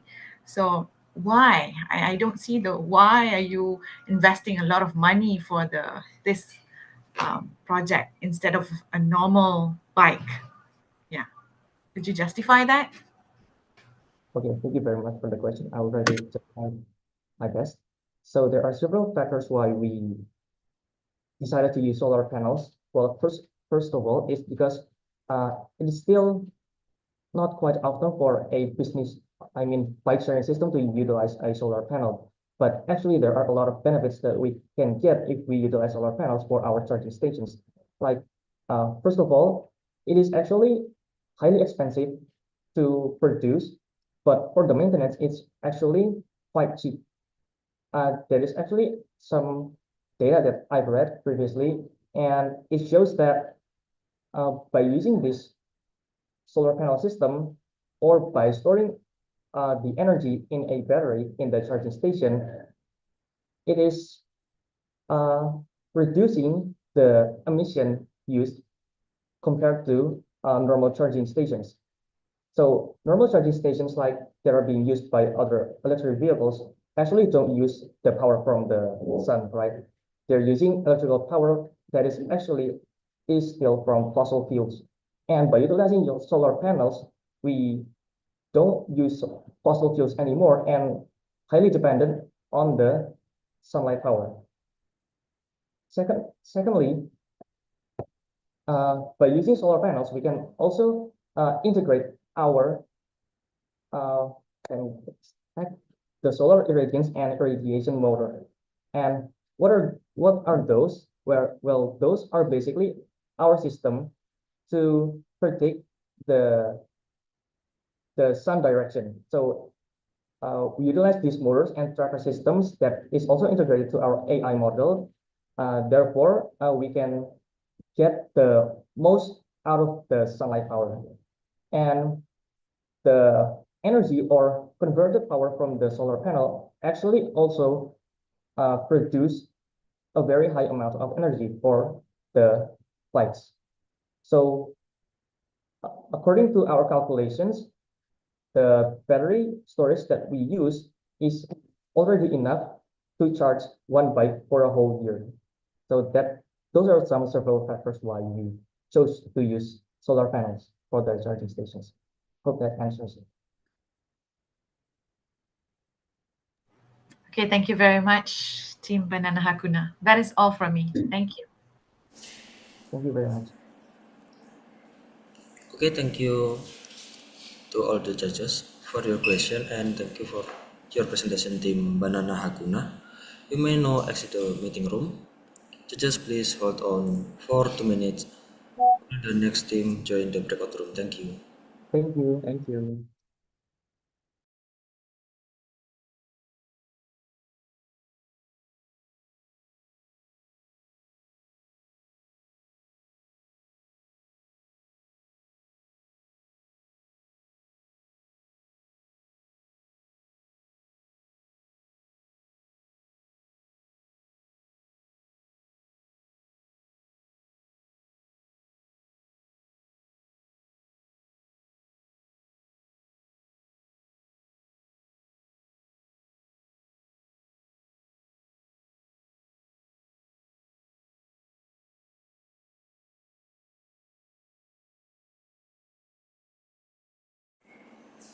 Okay, now let's begin the presentation from Team Barati. Please share your screen. You have 7 minutes and your time start now. Thank you.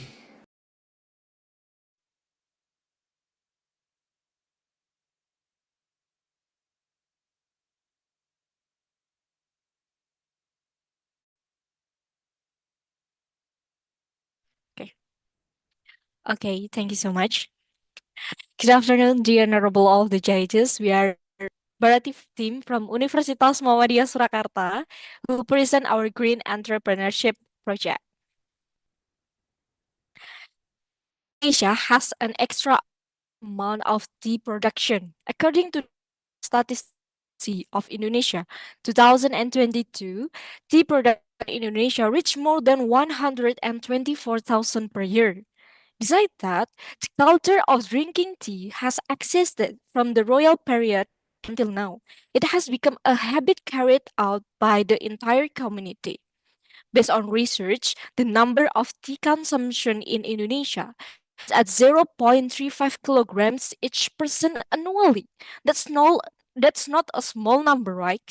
There are approximately 3,000 small and medium-sized business in Solo that's salty. And that's just the register one, not to mention the street vendors or angkringan and other tea food stalls. And then, consequently, it results in abundant tea waste and leads to tea waste accumulation. Secondly, people have limited knowledge and skills in processing tea waste, means that alternative uses are limited. According to Wijaya 2019, tea waste has no market value due to the limited knowledge and skills of the community in managing that waste. And so far, it has only been used as organic fertilizer or animal feed, which has not fully maximized its potential other more valuable uses, and this certainly causes environmental problems. And in this case, we present our groundbreaking innovation that serves as an excellent solution for charcoal briquette production called Barati. Barati is a prime briquette made from tree waste. Barati produces the amount of tea waste that accumulate daily by converting it into sustainable charcoal briquette. Barati certainly can minimize negative impact on the environment. In addition, the existence of Barati plays a crucial role in reducing dependence on non-renewable fossil fuels, serving as an alternative to gas or petroleum. Reduce promotes sustainable consumption and production patterns, reduce excessive waste while creating an eco-friendly energy source, and it promotes new environmentally friendly products that can reduce reliance on harmful material and encourage innovation. And this is consistent with the objective of SDGs or Sustainable Development Goals, point 12, that responsible consumption and production, which emphasize the importance of considering environmental impacts in all of our activities. For flexibility and scalability of Bharati, we have 4 points. First, Bharati contributes to renewable energy solution by converting tea waste into friendly charcoal briquettes, offering a sustainable alternative to conventional fuels. This approach reduces waste and supports cleaner energy efforts against climate change. Second, Bharati has great potential in supporting the circular economy because of its economical price. Bharati can be produced and managed by small or medium-sized industries. Third, Bharati has the potential to create new business opportunities. Transforming waste into valuable products not only taps into a growing eco-friendly market, but also encourages the development of prices. But increase local community income by generating job opportunities and reducing emissions. This benefit positively contribute to the national economy and demonstrate potential to boost local community income. For the design, let's watch a video showcasing how Bharati is made. This guide will illustrate the transformation of tea waste into eco-friendly charcoal briquettes and highlight the innovative methods. Bharati product manufacturing process. Step 1. Collecting tea waste. Step 2. Drying tea waste for approximately 2 weeks. Step 3. Burning tea waste until evenly black. Step 4. Clean the carbonate tea waste with a blender until it becomes powder, then mix with tapioca flour adhesive. Step 5. Mix the tea waste, then put it into the mold. And the last, dry the briquettes again, then select the briquettes to then enter the packaging. This is the result of Bharati product. The sustainability aspect of this is it has abundant raw materials that are easy to obtain, ensuring a steady and sustainable supply. By reusing this byproduct, Bharati minimizes waste and promotes sustainable production cycles, contributing to the long-term economy. Energy demand remains high and continues over time. Traditionally, we have relied on non-renewable sources like fossil fuels. Bharati provides renewable energy alternatives to meet this demand. This Bharati led to minimal emissions, ensuring our renewable energy fosters a cleaner environment while meeting energy needs. We prioritize sustainability to positively impact future generations. The integration of technology in the future, we can leverage Bharati smokeless stove designed for safe cooking without harmless emissions. This is crucial for maintaining air quality and reducing pollution, particularly in urban areas. Bharati can be a sustainable alternative to replace coal, providing a cleaner energy source by utilizing waste materials and reducing emissions. It can be a solution to integrate technology in the future. We believe our proposal not only addresses a market need, but also contributes positively to our sustainability. Thank you for your attention and support. Okay, thank you, Team Barati, for the presentation. We will now move on to the Q&A session with the judges. We'll begin with Mr. Reza. Please go ahead with your question. Okay. Okay, thank you. Hello, Bharati team. Thank you for your presentation. So this one that Bharati is, you are not talking about the concept, but you already have the product. Yes, that's correct. Yeah, sure. Do you already sell this product to others? I mean, to market? Yeah, sure. Let me answer. Yeah, we already sell our product to the other like other the other store, and we also the sample in other store, sure. Yeah. May I know their response? So you are selling this to a store, not to end user. Yes, sure. Let me answer. Actually, we have a lot of customers, sure. Yeah. We already sell our product is like around 150 product pieces, and so far there is no complaint about it, and we get income more than 1 million until right now. It's around we start since three months ago, and then our profit right now almost fifth almost 500. Yes. 500 what? 500. Sorry, 500 million, 500,000. Your profit, sorry. You said that you already sell this product and you have a profit 500. May you re-inform us again? Yes. Yes, sure. We get income is like more than 1 million for the product, Okay. but we also get the pure profit like 400,000. Oh, okay. Yes. So there is no feedback. You haven't collect any feedback from your end user about what is the response between after they are using Barati and the ordinary briquettes or corkpol? Yes, sure. So far for right now, there's no complaint. Actually, the bad complaint like that, there is no like the bad complaint. But also the customer like accept our product because for the one reason for the first reason is because our product is so cheap, sure, because Oh, it's only 8,000 for package. Maybe you can show the package. Yes, this one, sure. This one is only 8,000 rupiah. okay.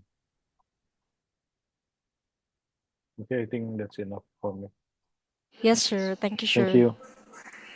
Okay, next, Mr. Isaac, please go ahead with your question. Thank you. Okay. So do you know the calorie of the briquette?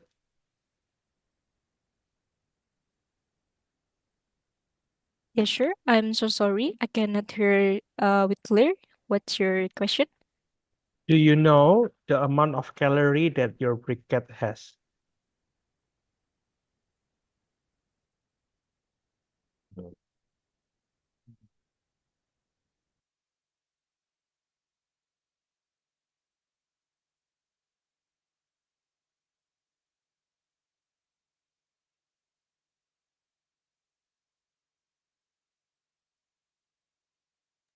For our product, there is only still minimal emissions for the after burn process. Is only minimal emissions that can be burned indoor evenly. Okay, so no calorie, yeah. Okay. Yes, sure. Who is your target market for this product? Our target product is in grill restaurant and like a satay seller in the community and someone who needs briquettes to their production. Also, this one, sure, we already collaborate in several community for like fried rice store and then satay store and the others. And we also we can sell it in the several marketplace like Shopee, Tokopedia, and the others. And we also have like social media like Instagram, and we promote and share it in our Instagram. Okay, Thank I'm you, good, thank sure. you. Okay, lastly, Miss Savina, let's go ahead with your question. Okay. Hello, Team Barati. Yeah. Hello, Miss. Interesting idea here. Yeah, there are many benefits of tea. Yeah. I also use it for my plants at home. And it is interesting to know that it can be made into brisket or charcoal. One of the question was actually asked by one of the judges just now. It's about the the effect, after using it, because you've mentioned that you've sold it already, kan? So I was thinking that there should have been some differences in terms of the smell, the because different kind of materials that you burn and cook, like if you burn for certain, using certain kind of wood, would produce the food flavor differently, kan? So since have you conducted your own research, since you did not conduct a survey, kan, about what is the effect of after cooking using your barati and a normal charcoal? Is there a difference between that? Okay, sure. Okay, Mom. Thank you so much for the question. I'll answer it. For the effect of the variety or of the our product, maybe I will try to explain about our integration with SDGs point 12, that we integrate it with our responsibility for our consumption and production. That because we made that is from tea. It's mean that from waste. So move the product from waste, there is no value, and then we move or change it to the reusable, recycle, and remake it the item. Maybe it's so yeah, i will I will explain about the effect of this product, because it makes from a waste like that. When we burn or when we use this product, this barati, the emission it will cleaner than the other, like the normal briquette, mom. And then because of the emission is cleaner than the other uh briquette, so it will be decrease the pollution. So I think this product is so recommended by urban city or urban people that live in the city, mom.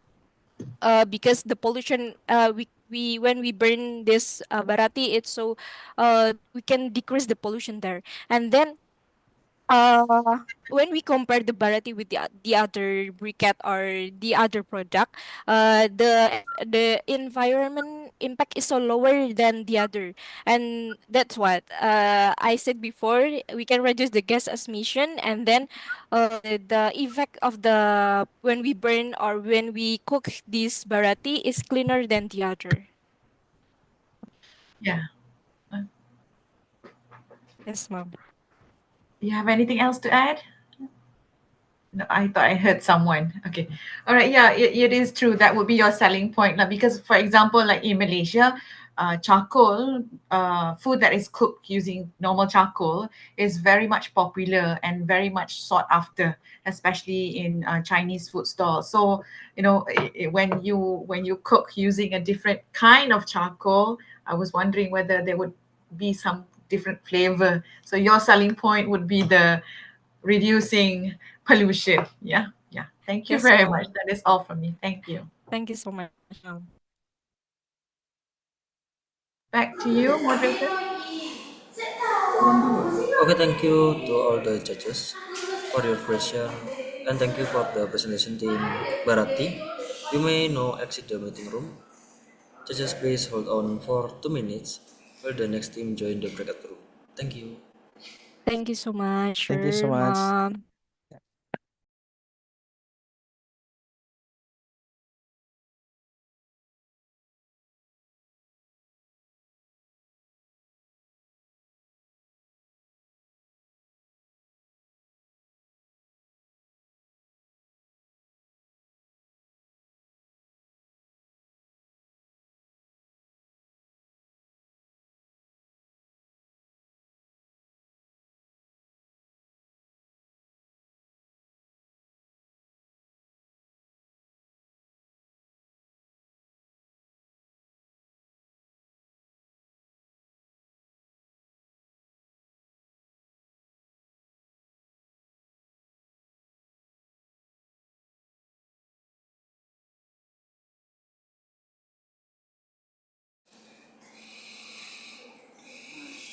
Okay, now let's begin the presentation from team Smart Gen Z.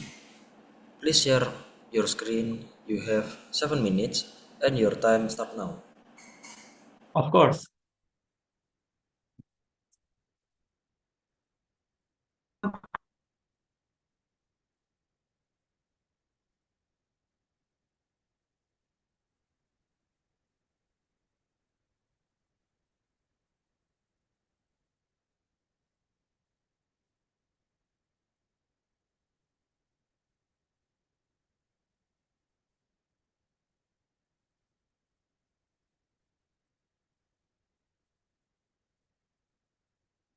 Bismillahirrahmanirrahim. Assalamualaikum warahmatullahi wabarakatuh.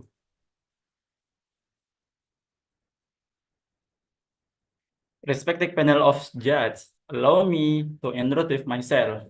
I am Irham Fadilah from the Electrical Engineering Program, Faculty of Science and Technology, Bina Dharma University, Palembang. I am the leader of the Smart Gen Z team and apologize that my team member Cloud not be present today. Due to creation reason, will I when discuss my project will stand out as highly innovative compared to previous similar project titled Sustainable Smart Agriculture System with fail-safe mode and calibration sensor management. Background and problem statement. Number 1, agriculture uses 17% of the global fresh water. Number 2, inefficient traditional irrigation system.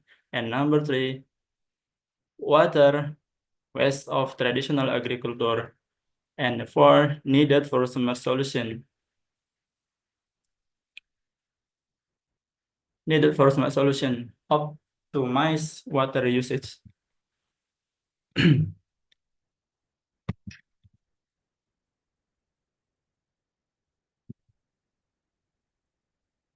I am sorry, this computer problem.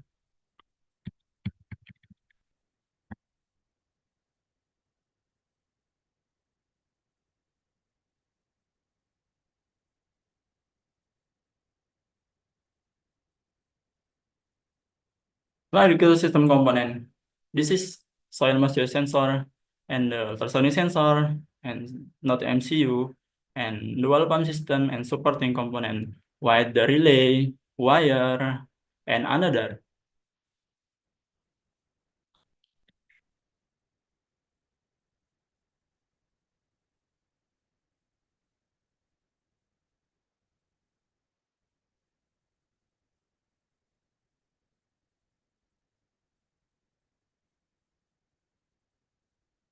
Innovations of this project. Number 1, use two pump.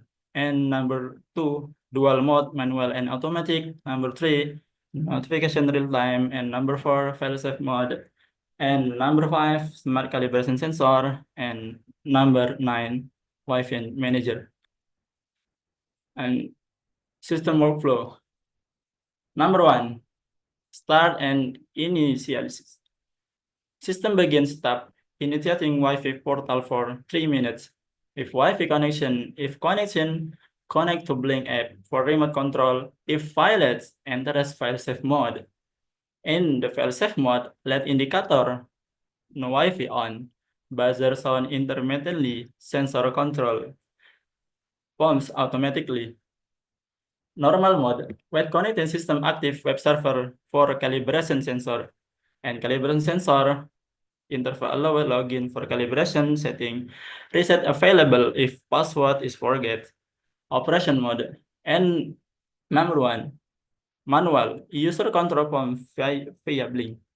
And automatic sensor control pump based on moisture and water level. And continuous monitoring system constantly check Wi-Fi and switch to fail-safe mode if disconnected. SDGs alignment. Number 1, SDG 2, zero hunger, boosts agricultural efficiency and food security. Number 2, SDG 6, clean water, precision irrigation ensure sustainable water use and conservation. Number 3, SDG 12, responsible consumption and production, promotive efficient resource use and minimize waste. SDG Number 10, climate action, efficient pump operation and remote monitoring reduce carbon emission. Implementation phases. Number 1, prototype development, and number 2, pilot testing, and number 3, scaling and development, and number 4, continuous monitoring and improvement.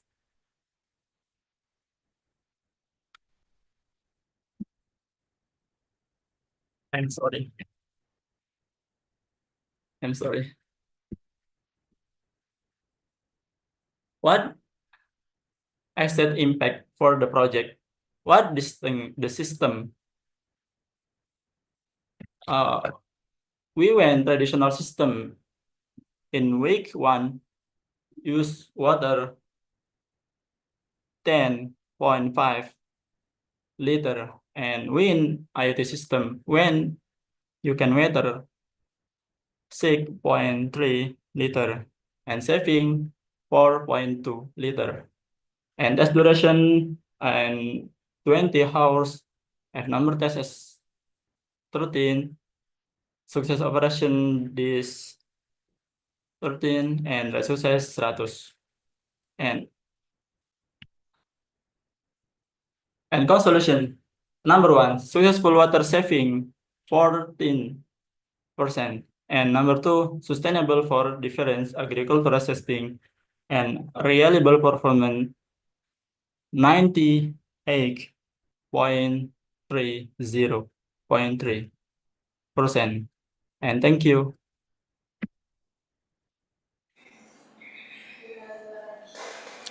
Okay, thank you, team Smart Gen Z, for the presentation. We will now move on to the Q&A session with the judges. Okay, we'll begin with Mr. Reza. Please go ahead with your question. Okay, Smart Gen Z, thank you for your time for your presentation. I would like to ask that in your proposal, page page 4, phase 4 implementation plan, you have prototype development, field testing, scaling and deployment, and monitoring improvement. May I know for your idea, you are in which phase right now? Is it still in a concept or already in prototype development or even already field testing?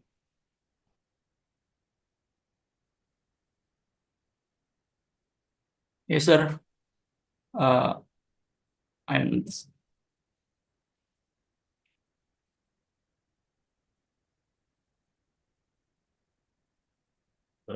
Page 3, if I'm not mistaken, page 3. Yes, the prototype is my behind.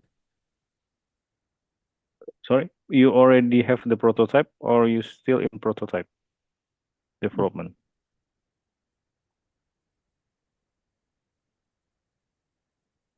I mean, in prototype development, in this proposal, you mentioned that you finalize and optimize system software and hardware, develop and test the web interface, integrate all hardware components.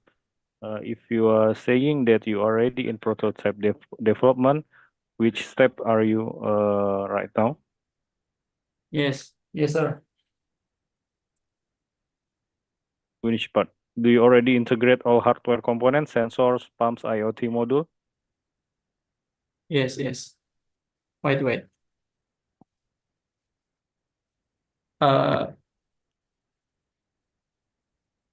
And number 1, start and initiation. System begins, stop initiating Wi-Fi portal for 3 minutes. And Wi-Fi connection to Blink remote for remote control. And file save mode.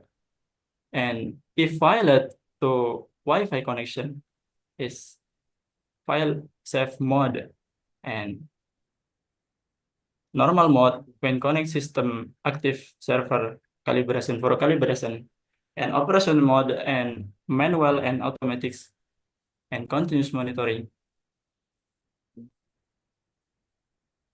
Okay, the second question or the last question, do you already have estimation on how much money or capital you need to build this system?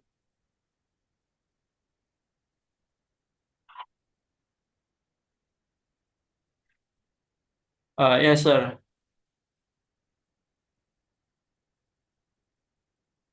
How much?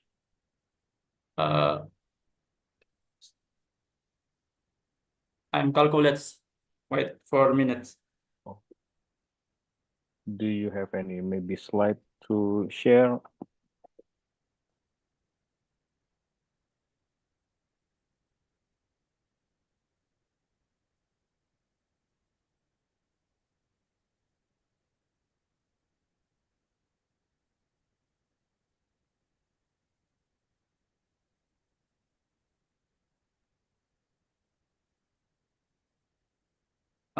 Wait 4 minutes.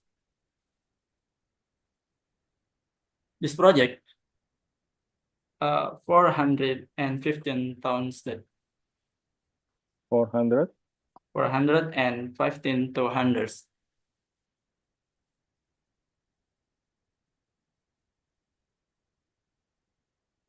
Okay. Think that's all for me.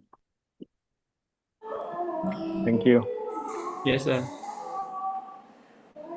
Okay, next, Mr. Isaac, please go ahead your question. At this moment, I don't have any question. Thank you. Lastly, Miss Savina, please go ahead with your question. Okay, thank you. Smart Gen Z, yeah. I'm not quite sure of what you are. You're trying to develop an app, right? Correct? An app. Yes. So the app's name is Blink. Blink. Right? Yeah. Okay. Okay. So because I don't quite. So who is the main target for your app? Yeah. I'm sorry. Can you repeat the question again? Who do you intend to sell the app for? Who do you design it for? Yes. Wait for a minute, Mister.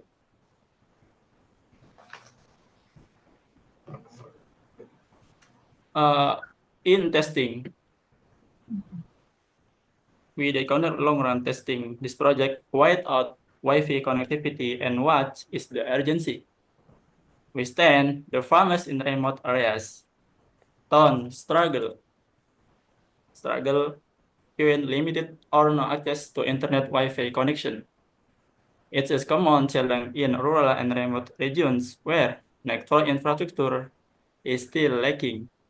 For the reason, we conduct extensive testing without Wi-Fi to ensure the system can operate optimally and autonomously.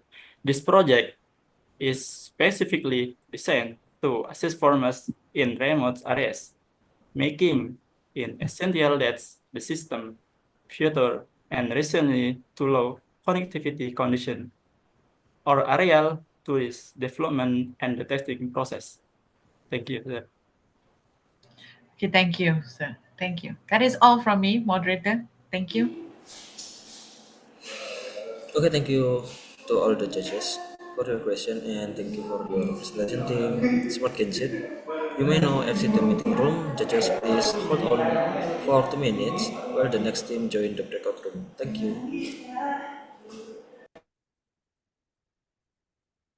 Wait for a minute.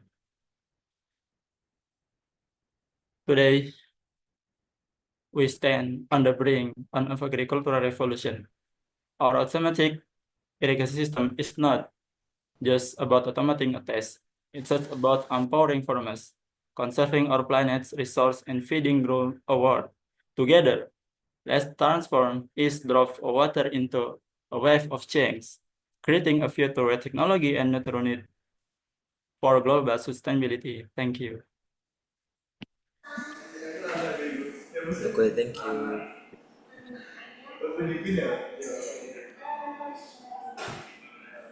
Thank you for your presentation, Team Smart Genset. You may now exit the meeting room. Yes, yes. Thank you.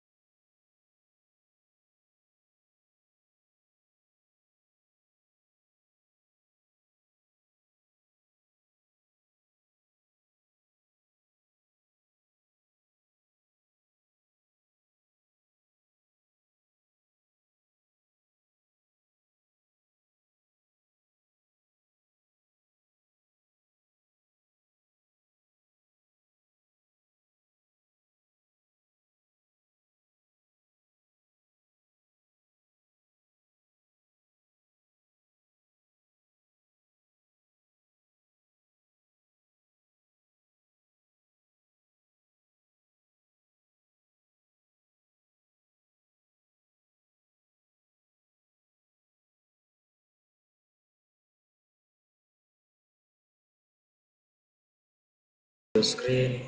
You have 7 minutes, and your time start now.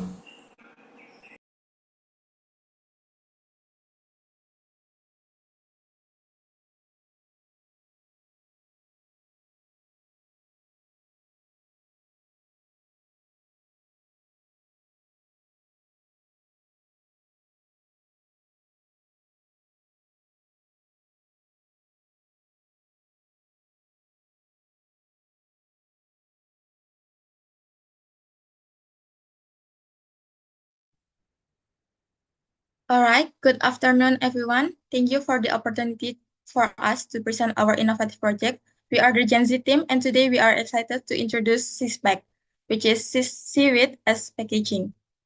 Next. Here's our team member. It consists of me, Fadila Zeti, and then my partner Satria and Fania Faustina. Next. As the introduction, I will explain to you about plastic waste.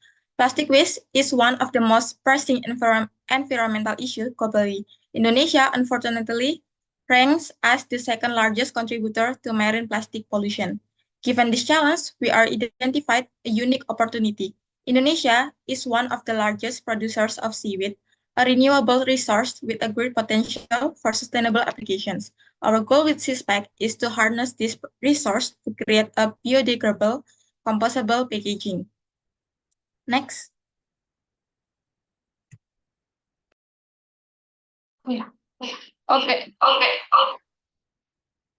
so our core idea to develop eco-friendly packaging from seaweed, replacing conventional plastic, and our unique aspect is the packaging is compostable and product range such as poly bags, also films. It's like our uh, our product. And then the target market is government, eco-conscious business, farmer, and educational institution.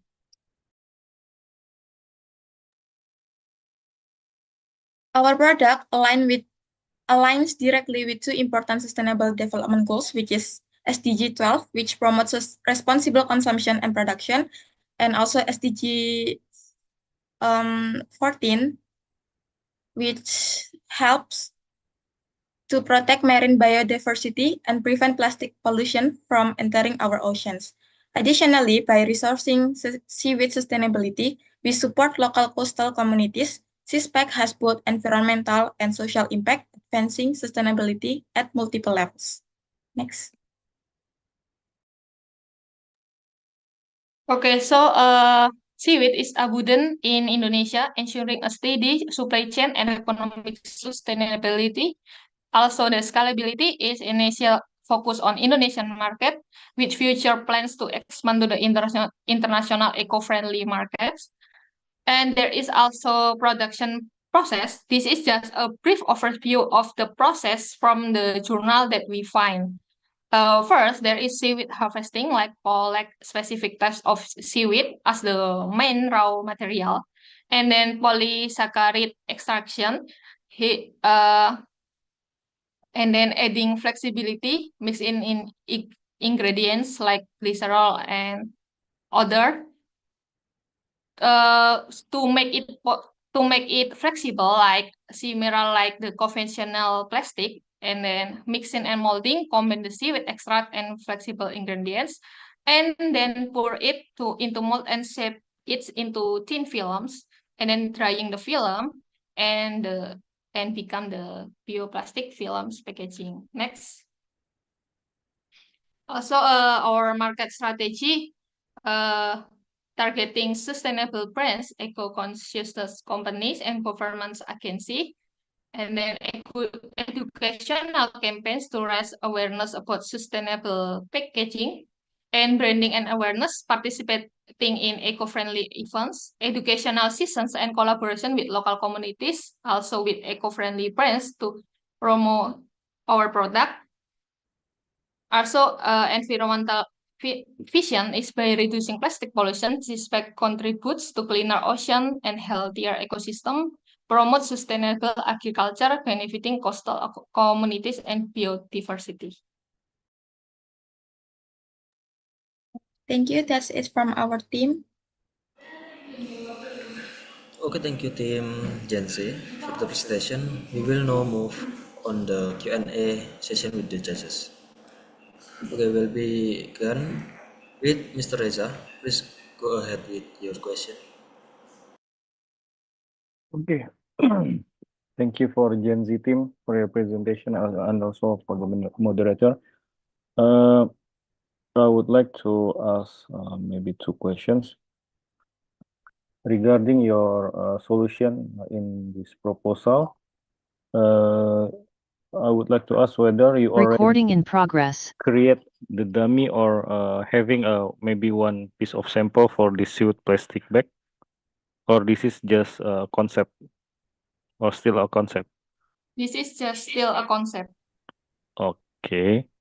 So you haven't find any sample out there that already produced this suit plastic? Yeah, for the sample that we actually find in the real life, in our life, we haven't find yet. Okay. And as we know that for a plastic bag, as far as I know, there is also a plastic from cassava. Do you already notice that? And have you did some research? What is the difference if we are using the cassava plastic bag and the seaweed plastic bag?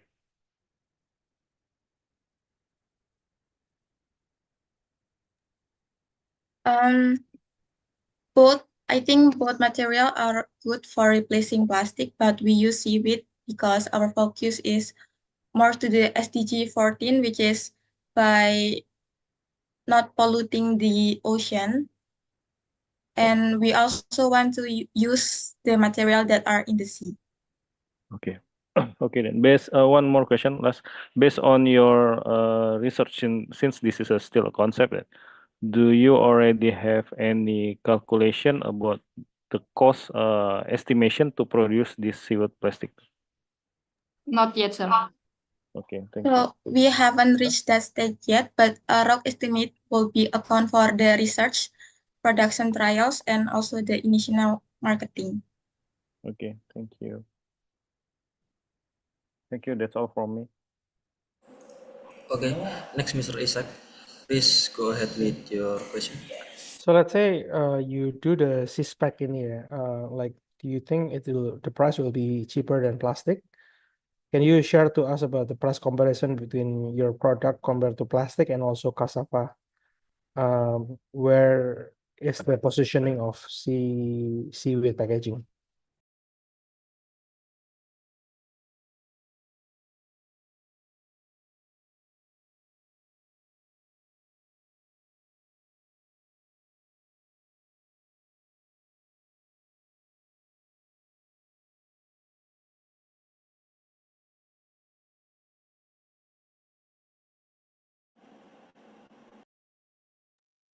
Can you please repeat the question, sir? Yeah, can you share to us the price positioning about the seaweed packaging compared to plastic packaging and cassava packaging?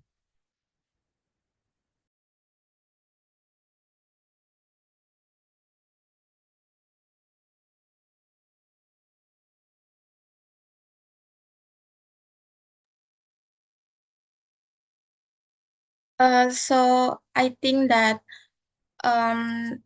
using seaweed is competitively priced a bit cheaper because Indonesia has an abundant resource of seaweed, and unlike cassava, which can cost more with water use, seaweed is more seaweed can be produced less because it allows us to use the water from the sea. Can I add more detail? Like, the seaweed is doesn't need to use fresh water or fertilizer and help reduce CO2. And also, like Seti say that seaweed is redundant in Indonesia, and also I think seaweed is not by season. Like there is always the the material, like not like it's not like cassava.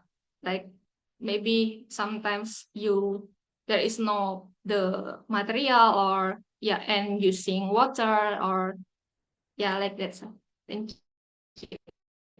Okay, thank you. Okay, lastly, Miss Safina, please go ahead with your question. Okay, hello team Gen CSPAC. Okay. My question is, although you mentioned that this is just an idea, do you have in mind a format or a design for your plastic or for your packaging? Because different plastic design would incur different costs, right? So do you have at the moment, at this level, do you have an idea of what your plastic or your packaging looks like? If you do, could you share with us? Our what our idea our design, we just think about like it's almost the same like the convenience plus, just the different is the material.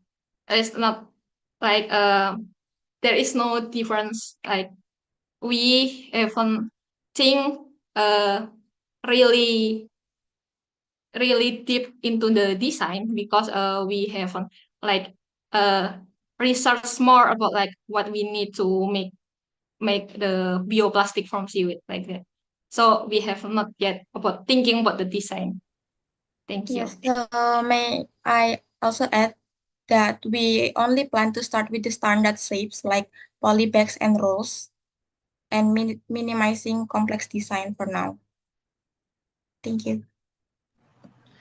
Thank you for your answer. That is all from me. Over to you, moderator.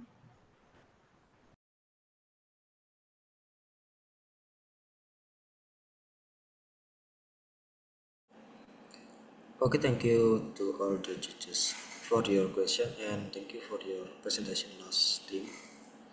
Team Gen Z. Thank you so much, the esteemed Thank judges, you.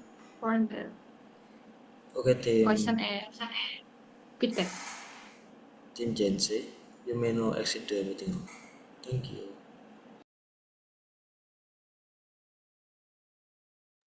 Okay. Thank you very much for all the judges. Thank you, Ms. Safina. Thank you, Mr. Isaac. Thank you, Mr. Reza. And thank you for spare all your valuable time with us and being our judges. It's really our honor to have you as our judges. And for the last request from us, please help us to fill out the score into the system. And if you have any problem or if you need any assistance, please don't just contact us, and we will help you to input the score in the system. And for the last time again, thank you for all the judges, and I might see you maybe on the closing ceremony or maybe in the other opportunity. So I I wish you have a good day. Thank you, everyone. Thank you, everyone. Thank you. Thank you. Thank you to the organizer. Thank you for the opportunity. See you. Assalamualaikum. Thank you, Ms. Thank you, everyone. Safina. Salam. Salam.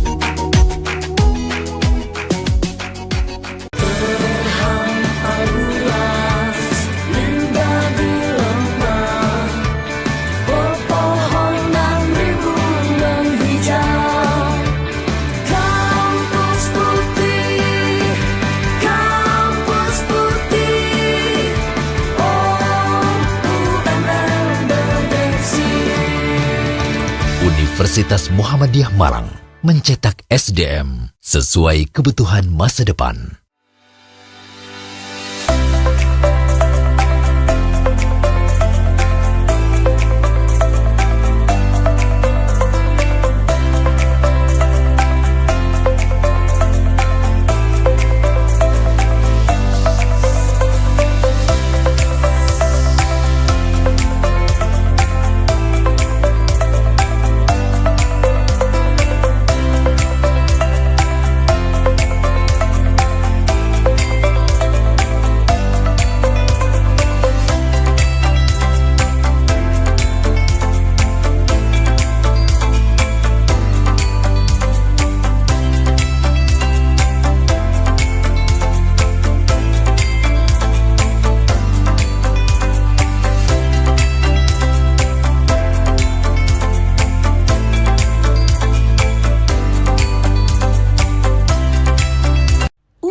Surabaya, Universitas PGRI Adibuana Surabaya, kampus semangat pagi, peduli, amanah, gigih, dan inovatif.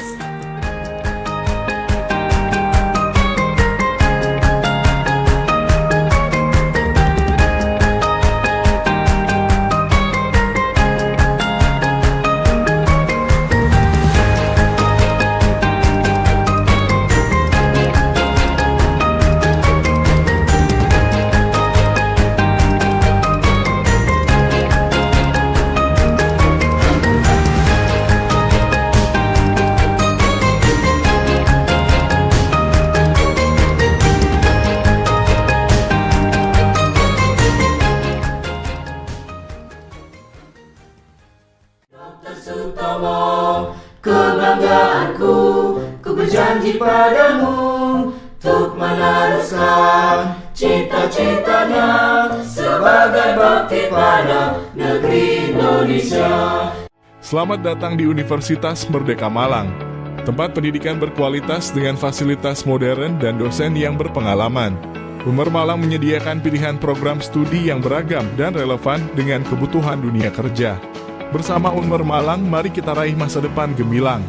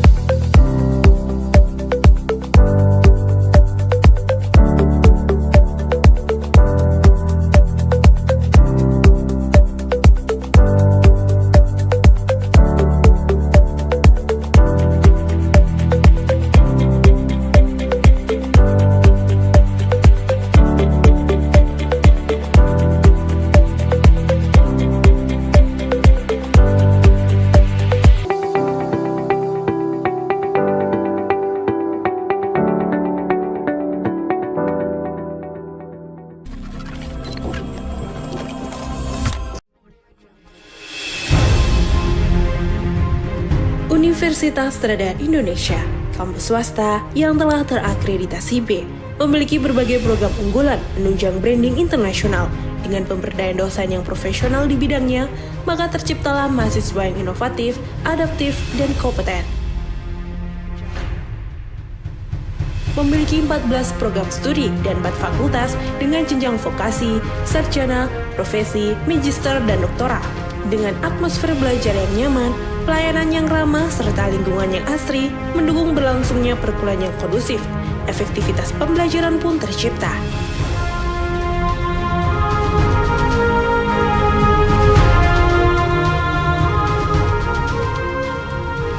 Kampus impian generasi emas dengan tagline Student Now, Leader Tomorrow. We are USI, Universitas Strada Indonesia.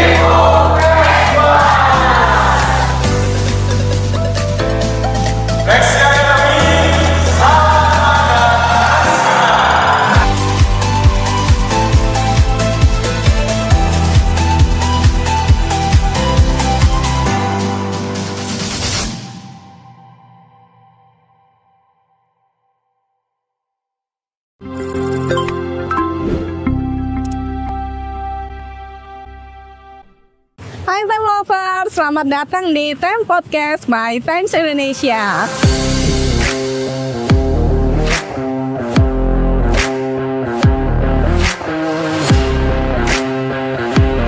Di anggota TNI yang didambakan oleh masyarakat. Artinya mereka harus membuang jauh-jauh arogansi yang mencoreng dan mereka harus segera membaur dengan masyarakat. Ini saya bersama ibunya arek Jawa Timur, Gubernur Kofifa. Iya. Apa kabar Bu? Ya, Sehat? baik, saya. Alhamdulillah. Muga sehat kabeh. Ini aku sehat rakyati, sehat ekonomi nih. Alhamdulillah.